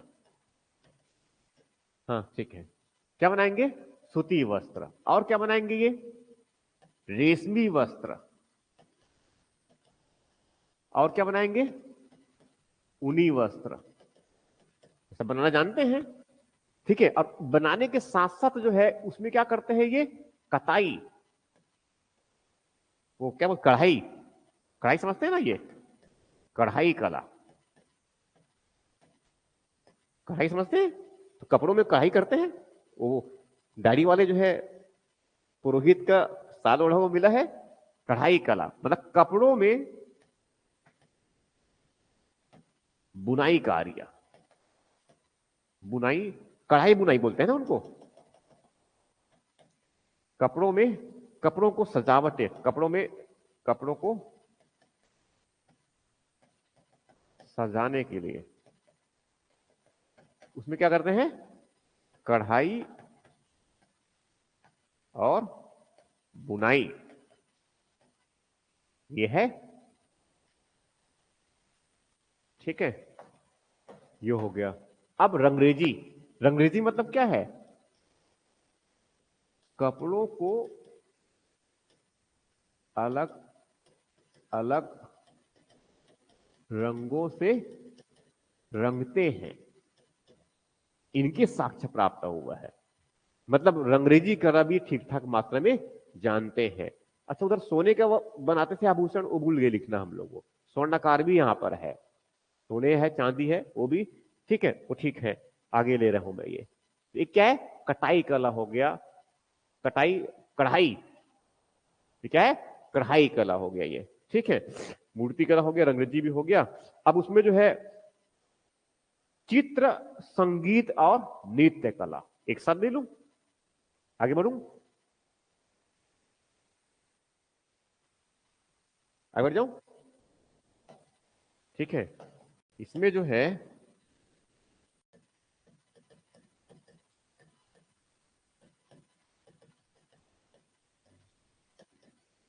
चित्र, चित्रकला पहले लेते हैं। अब चित्र कहां मिला है? किसे मिलेगा हमें? उनके मोहरों में, उनके तिलों में। ठीक है, अब मोहरों में चित्र कैसे है? किसका चित्र है? कई प्रकार के चित्र है। तो एक तो क्या है, वो मोहनजोदड़ो प्राप्त जो है, जो मोहर है, जिस पर किसका चित्र है, पशुपतिनाथ का। किसका? मोहनजोदड़ो से प्राप्त मोहर में किसका चित्र है, पशुपतिनाथ का। योगी, योगी का चित्र उत्कीर्ण है, और हाथी का चित्र है, ठीक है। गैंडे का चित्र है, गैंडे, हिरन, ठीक है, और काल्पनिक पशु आदि का चित्र उत्कीर्ण, ठीक है। और स्वास्तिक का चित्र है,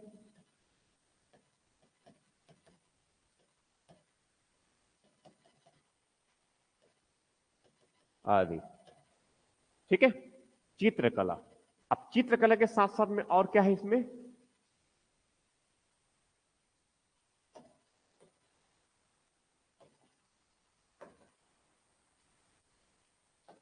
चित्रकला के साथ साथ में और क्या है, नृत्य और संगीत कला है। इसमें क्या है, मोहनजोदड़ो से प्राप्त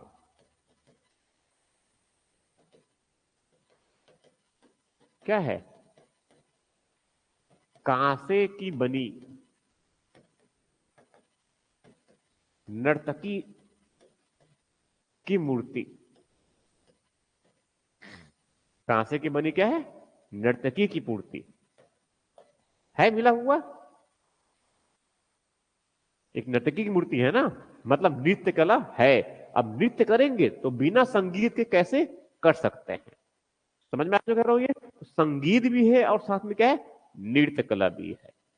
क्लियर आता है ये, ठीक। उसके बाद फिर जो है, चलो अपने लेखन कला। क्या, लेखन कला। तो लेखन कला तो जानते हैं, ये लिखना जानते हैं ना, ये इनकी क्या है, लिपि, लिपि प्राप्त है किसमें, इनकी मोहरों में, ठीक है, इनके सीलों में,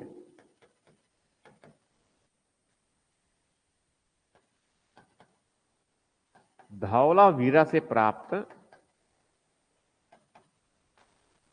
जो प्रवेश द्वार है,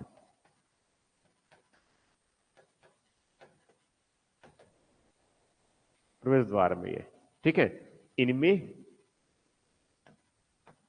इनकी लिपि प्राप्त है।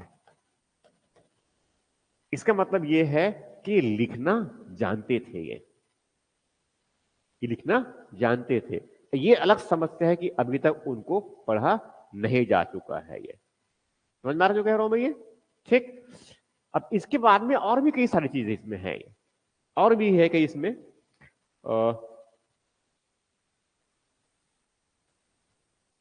कौन लिखते हैं इसमें,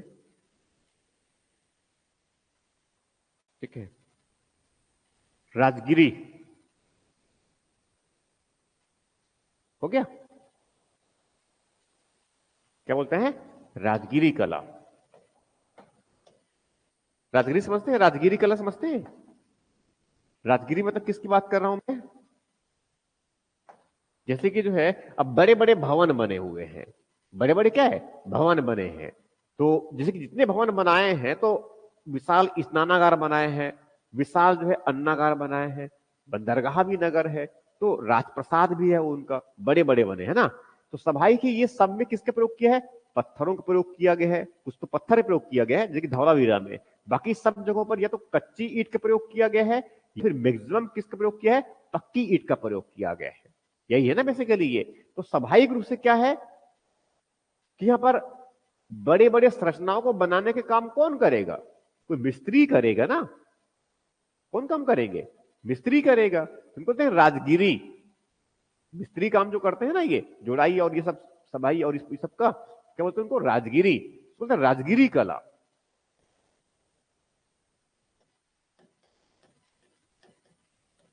राजगिरी कला ये सब क्या करेंगे? भवनों का निर्माण करेंगे, ईंटों का निर्माण करेंगे, अन्नागार का निर्माण करेंगे,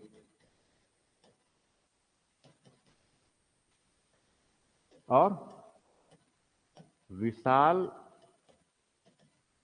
स्नानागार का निर्माण करेंगे। समझ में आ रहा है ये? तो ये सब इनके ही है। ये सब क्या है? इनके कला है।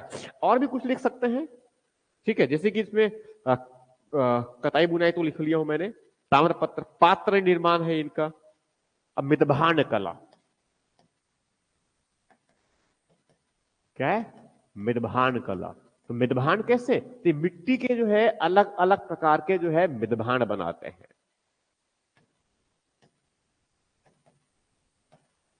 विभिन्न प्रकार के मितभांड। अब विभिन्न प्रकार के मितभांड का मतलब कैसे कैसे मितभांड है इनका? कुछ मितभांड कैसे है? आ, बिल्कुल गोल है, गोलाकार, गोलीय संरचना है। कुछ थोड़ा सा क्या है? बेलनाकार संरचना है।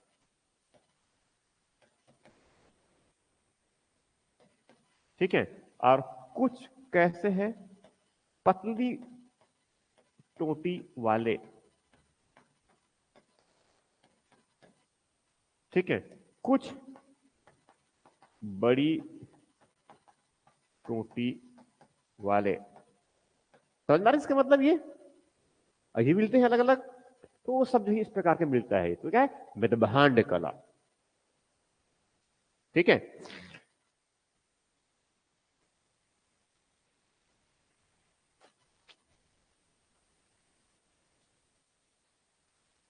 मूर्ति कला एक लिख लेते हैं। मैं इधर साइड में लिख लेता हूं। मैं यहां पर ले लूं, अलग ले लेता है यहां। फिर ये होगा लिखने का काम। हो गया। इसमें जो है मूर्ति कला। अब मूर्ति किसका मिला है? सबसे बड़ा मूर्ति तो उसी का मिला है। किनका? पुरोहित का। ये बना है सिलखड़ी से बना मूर्ति है एक्चुअल में। ये इसको ऐसे कर सकते हैं,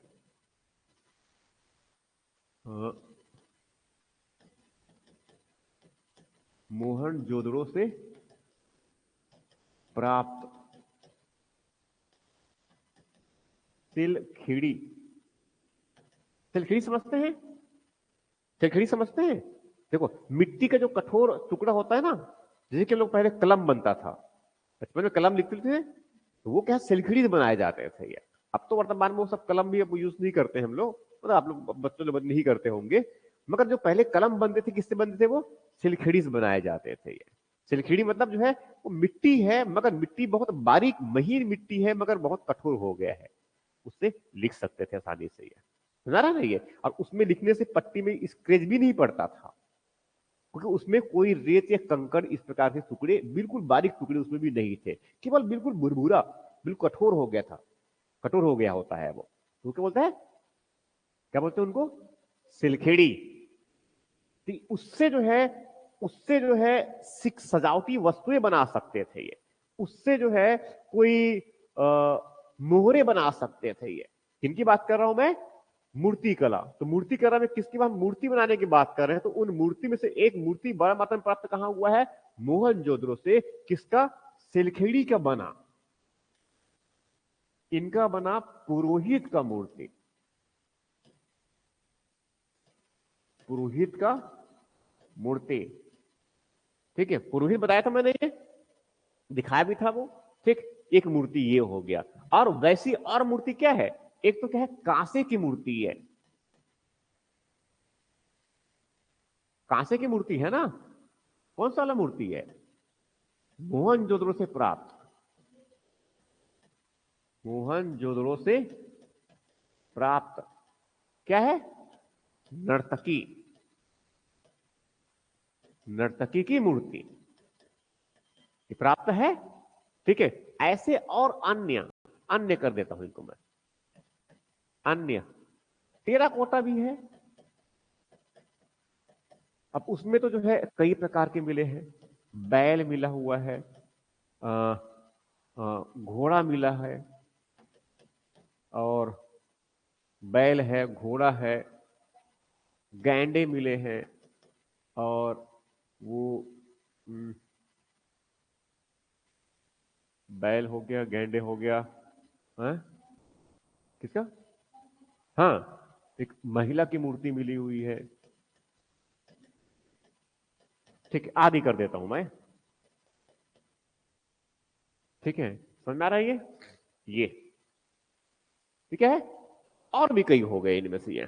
ठीक है, तो इस प्रकार से क्या हो गया, ये क्या है, उनकी कला और स्थापत्य, समझ में आ रहा है ये। तो कला में स्थापत्य मैंने क्या क्या बताया, लिख लिए।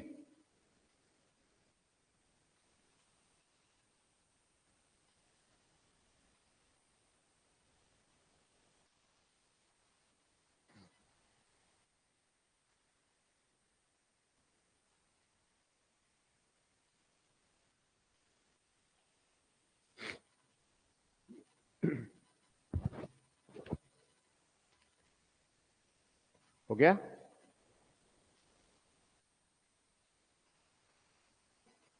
ठीक। अब इसमें जो है, अच्छा इनको फिर थोड़ा सा,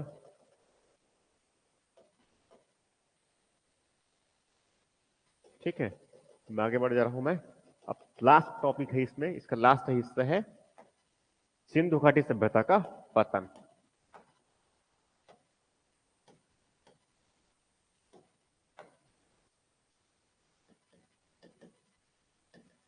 सिंधु घाटी सभ्यता अर्थात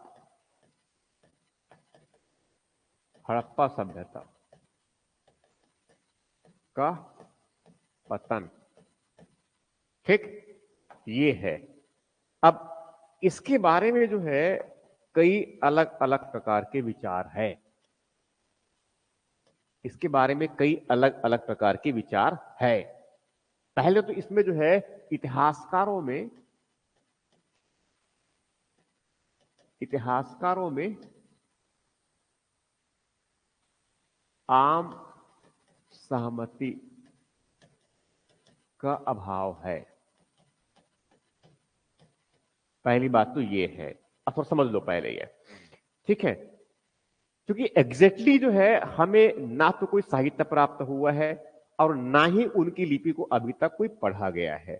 इसीलिए जो है वास्तव में हुआ क्या था कि इतनी जो विकसित सभ्यता जो अपनी चरम अवस्था में पहुंचा हुआ था, वो पतन अकस्मात रूप से कैसे हो गया, ये अपने आप में अभी भी जो है एक प्रश्न बना है बड़े इतिहास के विद्वानों के बीच में।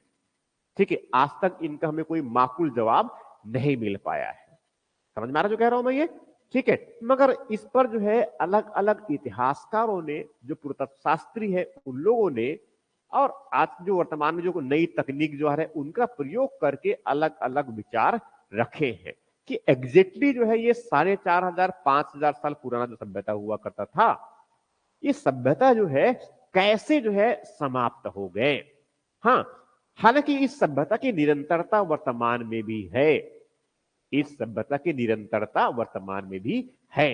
कैसे, दो चीज ले रहा हूं मैं, एक ये लिए इनके पतन, और पतन के साथ साथ जो है इनकी निरंतरता। हड़प्पा सभ्यता की निरंतरता, निरंतरता मतलब क्या होता है कि वर्तमान में भी बना हुआ है ये। उनकी कई ऐसे विशेषताएं हैं, सिंधु घाटी सभ्यता की ऐसे कई विशेषताएं हैं जो उस समय जो शुरुआत हुआ था आज भी लगभग वैसे ही भारत में चल रही है। समझ में आ रहा जो कह रहा हूं मैं? ये इस तरह से है। तो निरंतरता के कई तत्व है, निरंतरता के जो है कई प्रमाण है ये। जैसे बहुत सामान्य, एकदम जब सामान्य ले रहा हूं मैं, जो सामान्य जिनको आप भी जान सकते हैं। एक बताया था मैं, जो है एक एक मृण मूर्ति मिली हुई है, एक महिला की मूर्ति मिली हुई है, जिसमें वो महिला जो है ऐसे हल्का सा सर ढका हुआ है, सिंदूर लगाया हुआ है और गले में जो है ऐसे सुनहरे रंग के माला पहने हुए है। आज वर्तमान में भी क्या है, सिंदूर लगाने का प्रचलन और सर को ऐसे हल्का सा ढकने का प्रचलन और गले में मंगलसूत्र पहनने का प्रचलन अभी भी है। ये उनकी निरंतरता है, ये उनकी निरंतरता है। ये किनका? सिंधु घाटी सभ्यता का। समझ में आ रहा जो कह रहा हूं मैं? ये तो एक ही उनकी निरंतरता, किसका? सिंदूर लगाने का प्रचलन, गले में मंगलसूत्र और मोहरे पहनने का प्रचलन, मृतभांड लाल को काले से सजाने का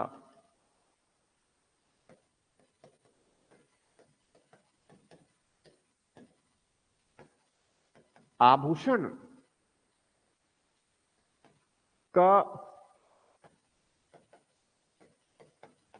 अधिकाधिक प्रयोग की परंपरा, स्वास्तिक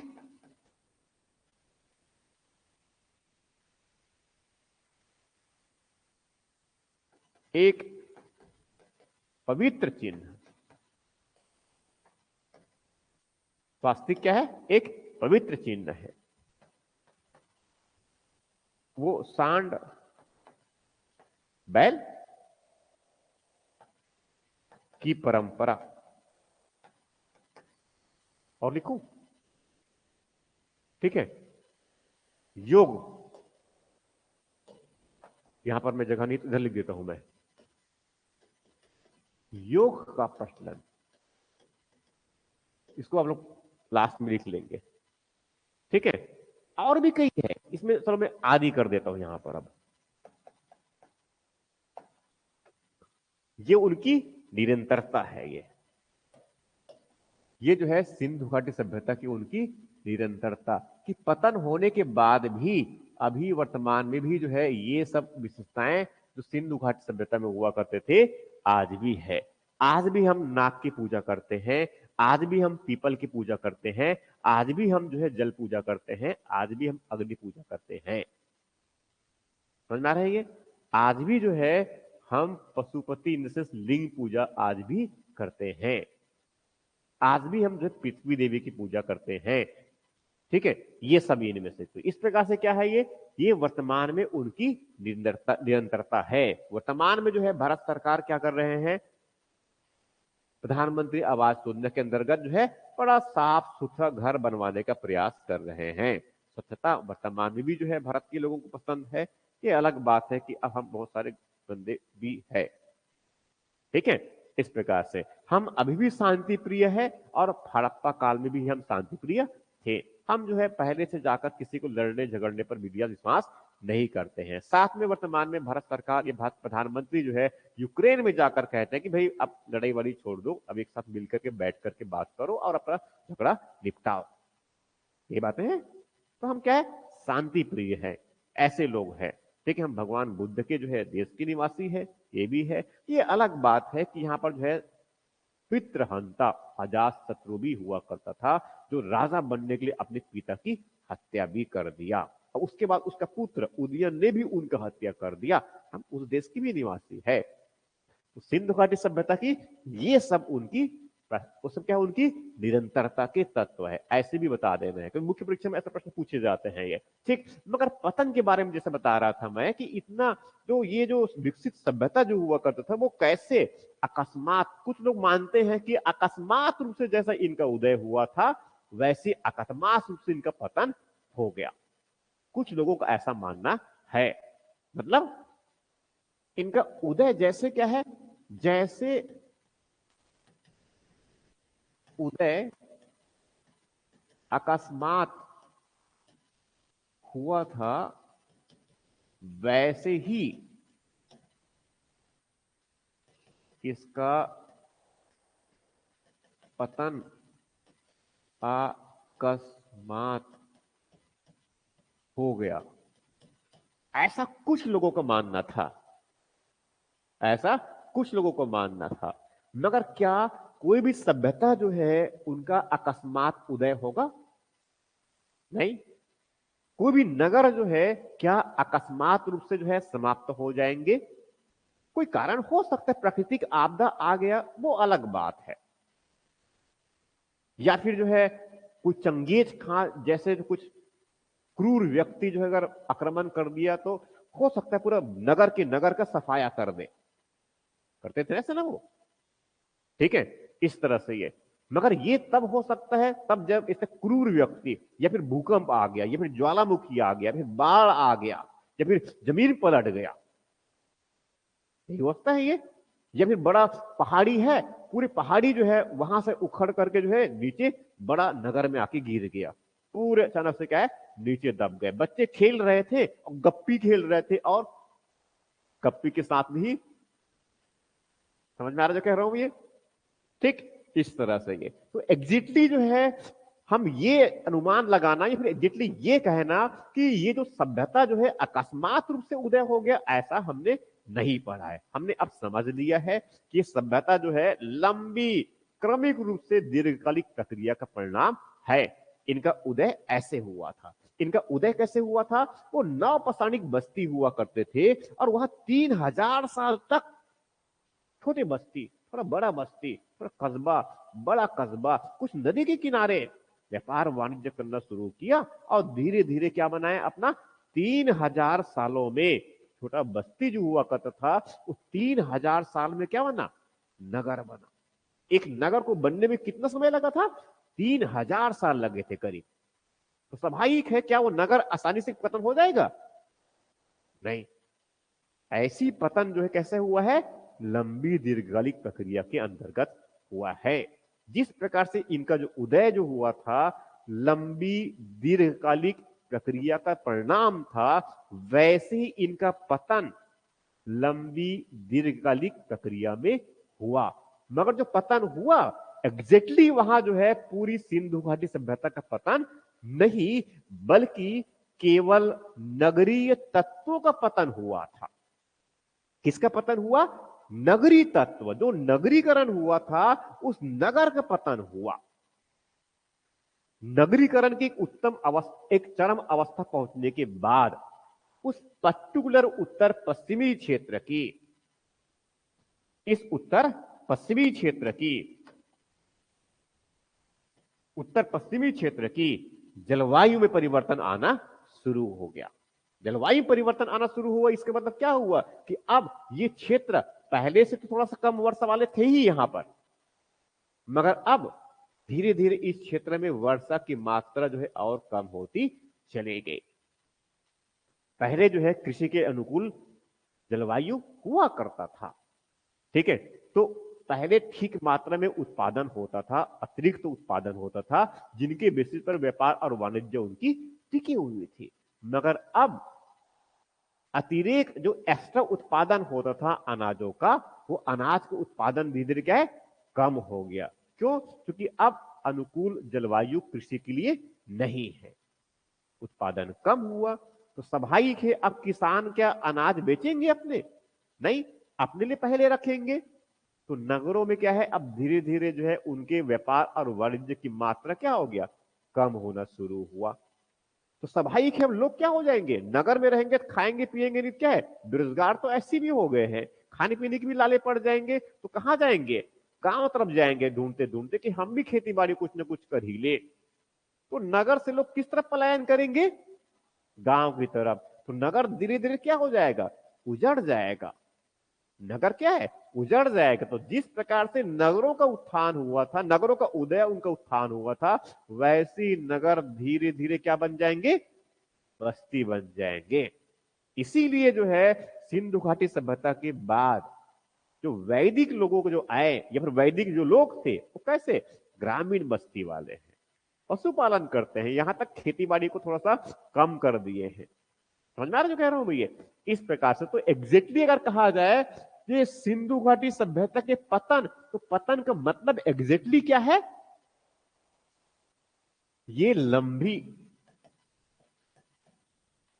दीर्घकालिक प्रक्रिया का परिणाम है। और पतन का अर्थ,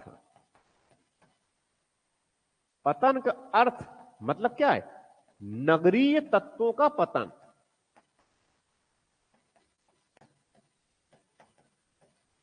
पतन, ना कि सिंधु सभ्यता का, ना कि सिंधु सभ्यता का। समझ में आ रहा है जो कह रहा हूं मैं? ये मतलब सिंधु सभ्यता का पूरा पतन हो गया ऐसा नहीं है, बस्ती तो थे, वही बस्ती आगे क्या बनाएंगे? वही बस्ती आगे क्या करेंगे? और क्या है? वैदिक संस्कृति बनाएंगे। वो क्या है? वैदिक उसी क्षेत्र में ना, सप्त सिंधु प्रदेश में थोड़ा क्षेत्र बदल देंगे। भाई वहां पर बारिश नहीं हो रहा है तो अब हम इस क्षेत्र में उधर से इधर से हम यहां पर चले जाएंगे। यही हुआ ना। अब वहां से क्या है? सिंधु वाले क्षेत्र को सप्त सिंधु प्रदेश के पहले अपना निवास बनाया वैदिक लोग, और वहां फिर किस तरफ गए? तो इस तरफ गए। पहले यहां अपना निवास बनाया सप्त सिंधु प्रदेश में वैदिक लोग, और वहां से किस तरफ गए हैं? इस तरफ गए हैं, गंगा के मैदानी क्षेत्र में गए हैं। यहां से इस तरफ आए हैं, छत्तीसगढ़ में भी आए हैं, और यहां से दक्षिण की तरफ गए हैं। समझ में आ रहा है जो कह रहा हूं मैं? ये तो इस प्रकार से क्या है, अब यहाँ पर थोड़ा सा वर्षा थोड़ा कम होना शुरू हो गया, रेगिस्तान बनना शुरू हो गया। क्या है? रेगिस्तान बनना शुरू हो गया तो स्वाभाविक उसमें क्या है? उत्पादन की मात्रा कम हो जाएगा। और रेगिस्तान पहले से बनने की प्रक्रिया शुरुआत हो चुकी थी यहाँ पर इस क्षेत्र में। वो कम, वो शुष्क वर्षा होते थे, ठीक है, और उसमें जो है खजूर का उत्पादन करते थे, वो भेड़ बकरियां पालते थे ये। तब जहां बारिश वाले क्षेत्र में पूरा, जहां पर बहुत सदाबहार उष्ण कटिबंधीय सदाबहार वर्षा हो रहा है, ठीक है, पूरे साल वर्षा हो रहा है, वहां तो भेड़ नहीं पालेंगे। वो भेड़ पालेंगे कहां पर? भेड़ को क्या चाहिए? घास चाहिए खाने पीने के लिए ना। समझ में आ रहा है? ये थोड़ा सा कम वर्षा वाला क्षेत्र में वहां भेड़ पालन कर सकते हैं, मगर ज्यादा होगा तो समस्या आएगी। ये इस तरह से ये तो पतन के जो है जिम्मेदार के कारण जो है क्या है? ये लंबी दीर्घकालिक प्रक्रिया का परिणाम है। मगर इतिहासकार जो है कई अलग अलग प्रकार की बातें कहते हैं पतन के लिए। ये हो गया, लिख लीजिए जल्दी से।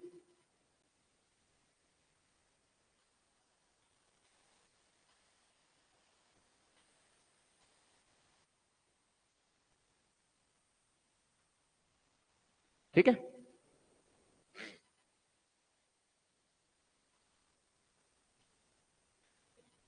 हम्म, ये लास्ट लास्ट सेगमेंट है इसका। तो पतन के कारण,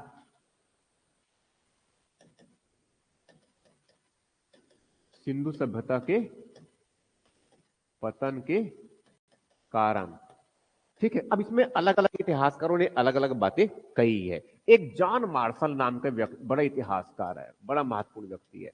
जॉन मार्शल यही व्यक्ति है जिसने 1924 में घोषणा किया था, ठीक है, जॉन मार्शल। तो जॉन मार्शल का मानना है कि भूकंप और प्रशासनिक शिथिलता, इनका जो मानना है कि भूकंप आ गया, भूकंप और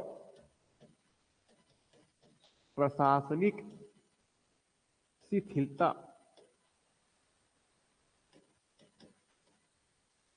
प्रशासनिक शिथिलता ये जिम्मेदार है। भूकंप आ गया तो स्वाभाविक है क्या है? पूरा बस्ती पलट गया, रातों रात बस्ती गायब। कुछ कारण ये मानते हैं। कुछ कारण ये भी और मानते हैं, ये कारण साथ में ये भी मानते हैं कि पहले जो है जैसे बस्ती बहुत चुस्त दुरुस्त हुआ करता था, किसकी वजह से? शासन चुस्त दुरुस्त हुआ करता था। मगर उत्तरोत्तर काल में जो है प्रशासन की जो शासन व्यवस्था उनका कमजोर पड़ गया। शासन व्यवस्था कमजोर पड़ गया तो उसमें जो लोग थे रहते थे अव्यवस्थित प्रकार से रहने शुरू कर दिए। अव्यवस्थित प्रकार से रहने शुरू किए तो स्वाभाविक है क्या है, अशांति और असुरक्षा उत्पन्न हुआ, जिससे लोग जो है नगर को छोड़ गांव की तरफ चले गए और नगरी तत्व जो है समाप्त हो गया। ऐसा इनका मानना है, किसका? जॉन मार्शल का। ठीक है। अम्लानंद घोष और ओरेल स्टाइल, एक इतिहासकार है अम्लानंद घोष, ये बड़ा इतिहासकार है। इनका जो मानना है, इनका मानना है कि जलवायु परिवर्तन हो गया।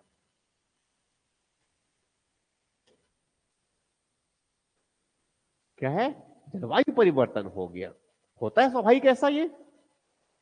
ठीक है। अभी जैसे कि जो है जलवायु परिवर्तन की वजह से कई द्वीप क्या है, डूब रहे हैं। तो द्वीप में जो लोग रहते थे वो द्वीप को छोड़कर कहां भागेंगे? कहीं और पनाह लेंगे।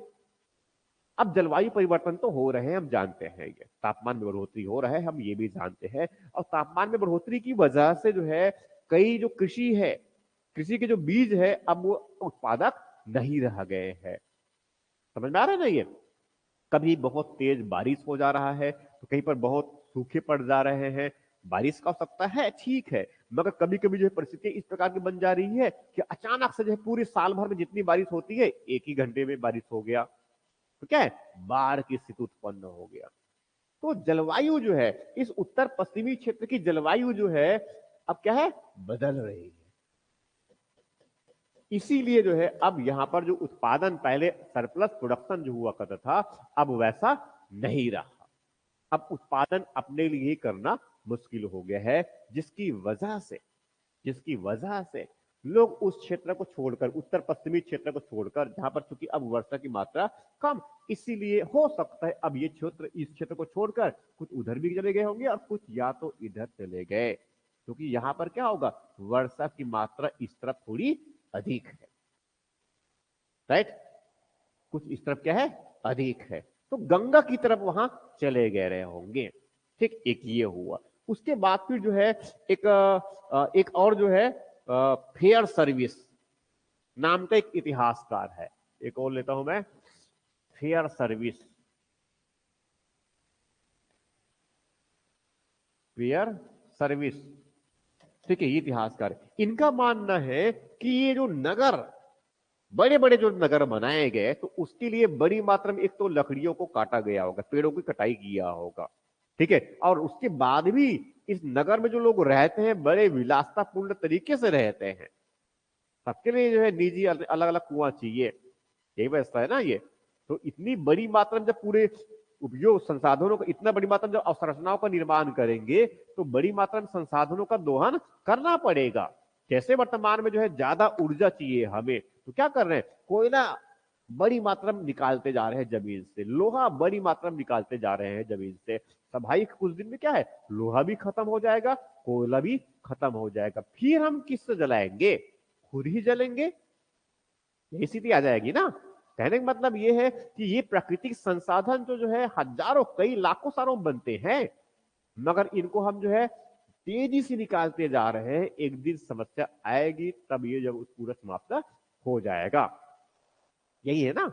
ऐसा ही मानना है कुछ इतिहासकार जो फेयर सर्विस का, इन्होंने संसाधनों का बहुत अति दोहन किया,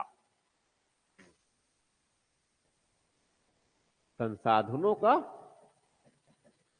अति दोहन, संसाधनों का अति दोहन किया और बाद में संसाधन समाप्त हो गए। इसी वजह से जो है ये ये ये जो है, जो संसाधनों का अति दोहन किया, जिसके अति दोहन किया, अति दोहन से जो है पारिस्थितिकी असंतुलन,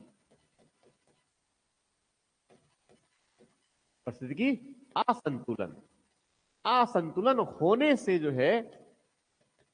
होने से नगरों का पतन हो गया, ऐसा मानना है।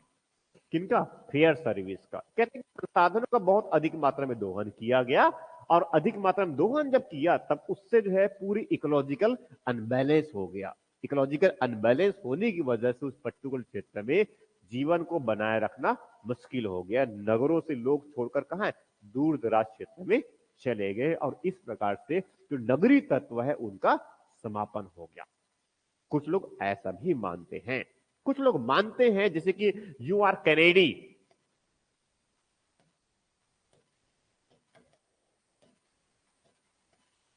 इनका मानना है कि यहां पर भूकंप आ गया। क्या आ गया?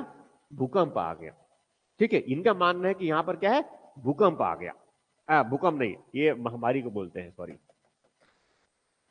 क्या कहते हैं, महामारी फैल गया। महामारी को कारण मानते हैं ये। जैसे 2020 में जो है कोविड आ गया, बड़ी मात्रा में लोग मारे गए, जानते हैं। अब मान लो ये महामारी जो है और उनका विस्तार होता चला जाता और लंबे समय तक रह जाते, अगर मान लो उसी रूप में जिस जिस तीव्रता से जो है 2021 में था, जब हुई था ना ये, वैसी तीव्रता से अगर मान लो जो है 2-3 साल तक अगर वहां रह जाता, तब क्या होता? पूरी दुनिया साफ, बड़ी हिस्सा, कई उसके सभ्यता और संस्कृति का विनाश हो जाता। स्वाभाविक है ना ये। ठीक है, तो इस प्रकार से जो है एक महामारी भी, क्योंकि इसमें ये जो यूआर कैनेडी साहब जो है तर्क देते हैं कि वो जो उत्तर पश्चिमी क्षेत्र में, उत्तर पश्चिमी क्षेत्र में उस तरफ, उसमें एक साथ बहुत सारे कब्र मिले हुए हैं। एक साथ बड़े बड़ी मात्रा में थोड़ा सा कब्र, मतलब एक साथ ज्यादा अवशेष मिले हैं, ज्यादा कंकाल मिले हैं। तो उनका मानना है कि ऐसा जो है कोई महामारी आया होगा तो हो सकता है कि एक साथ बड़ी मात्रा में लोगों की मृत्यु हुआ। ठीक, एक ये हो गया। अब व्हीलर, मार्टिमर व्हीलर नाम का एक बड़ा जाना माना व्यक्ति, कौन है? Mortimer wheeler, Mortimer wheeler. और एक और कौन है? पिगट। ये सब जो है औपनिवेशिक इतिहासकार है, तो सभाई की अच्छी बात तो नहीं कहेंगे ये मार्टिमर व्हीलर और जो पिगट है, इनका जो मानना है कि ये भारत के उत्तर पश्चिमी क्षेत्र में लगभग 1500 बीसी के आसपास, उत्तर पश्चिमी क्षेत्र में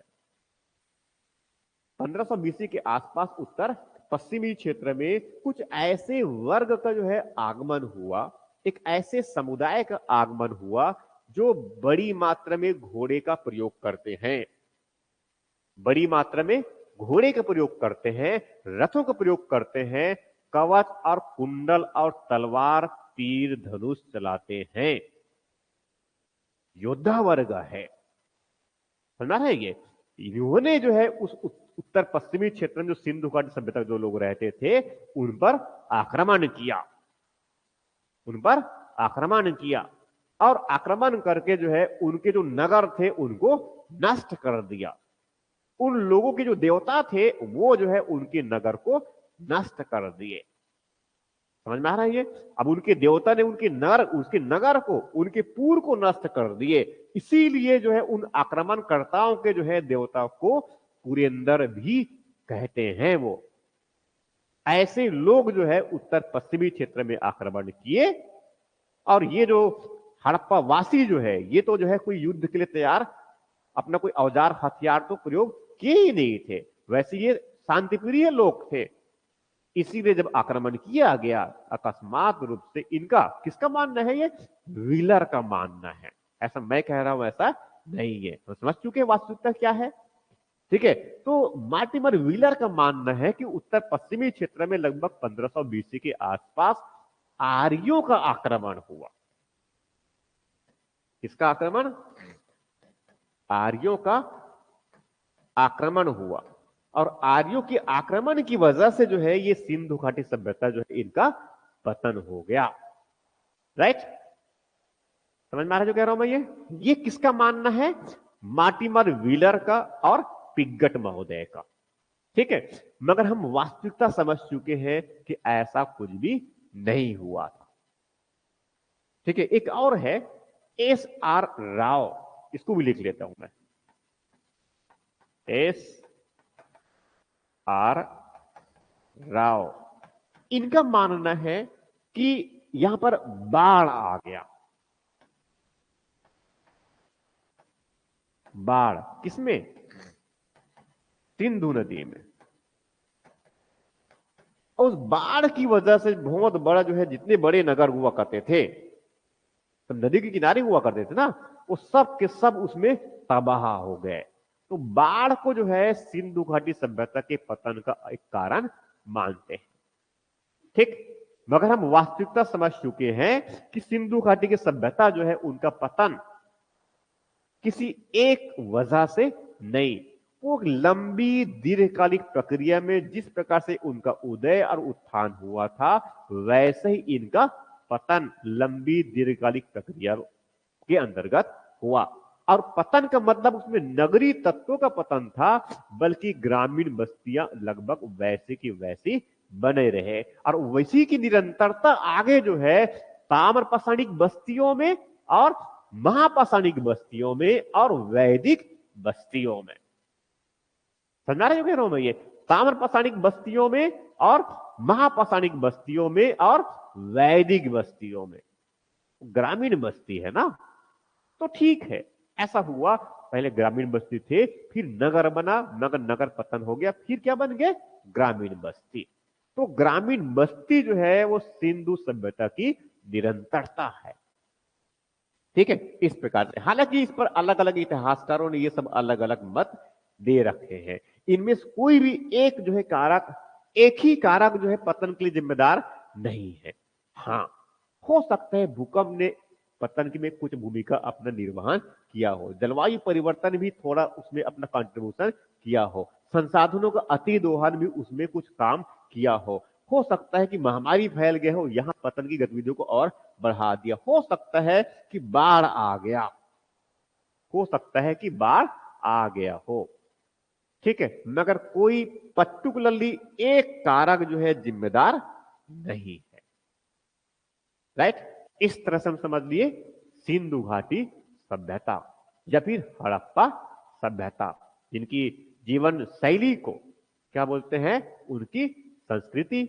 इसीलिए इनको हड़प्पा संस्कृति भी कहा जाता है, क्योंकि इनका विस्तार सिंधु और साथ में सरस्वती नदी के किनारे हुआ था। इसीलिए वर्तमान में कुछ इतिहास लेखकों के द्वारा इनको सरस्वती सिंधु नदी सभ्यता भी कहते हैं। राइट, इसके बाद फिर जो अगली क्लास में मीन्स मंडे को हम पढ़ेंगे वैदिक सभ्यता, जिनकी जीवन शैली एक विशिष्ट प्रकार की है। साहित्य से उनकी हमें जानकारी मिलती है। उन साहित्यों को कहते हैं वैदिक साहित्य, वैदिक संस्कृति। राइट, इसको पढ़ के आइए और बहुत मजा आएगा इसे पढ़ने में, काफी इंटरेस्टिंग है। बहुत से साहित्य पढ़ेंगे, वेद और उपनिषद, धर्म और दर्शन सब पढ़ेंगे, और पढ़ते पढ़ते वेदों में खो जाएंगे। ठीक है, थैंक यू।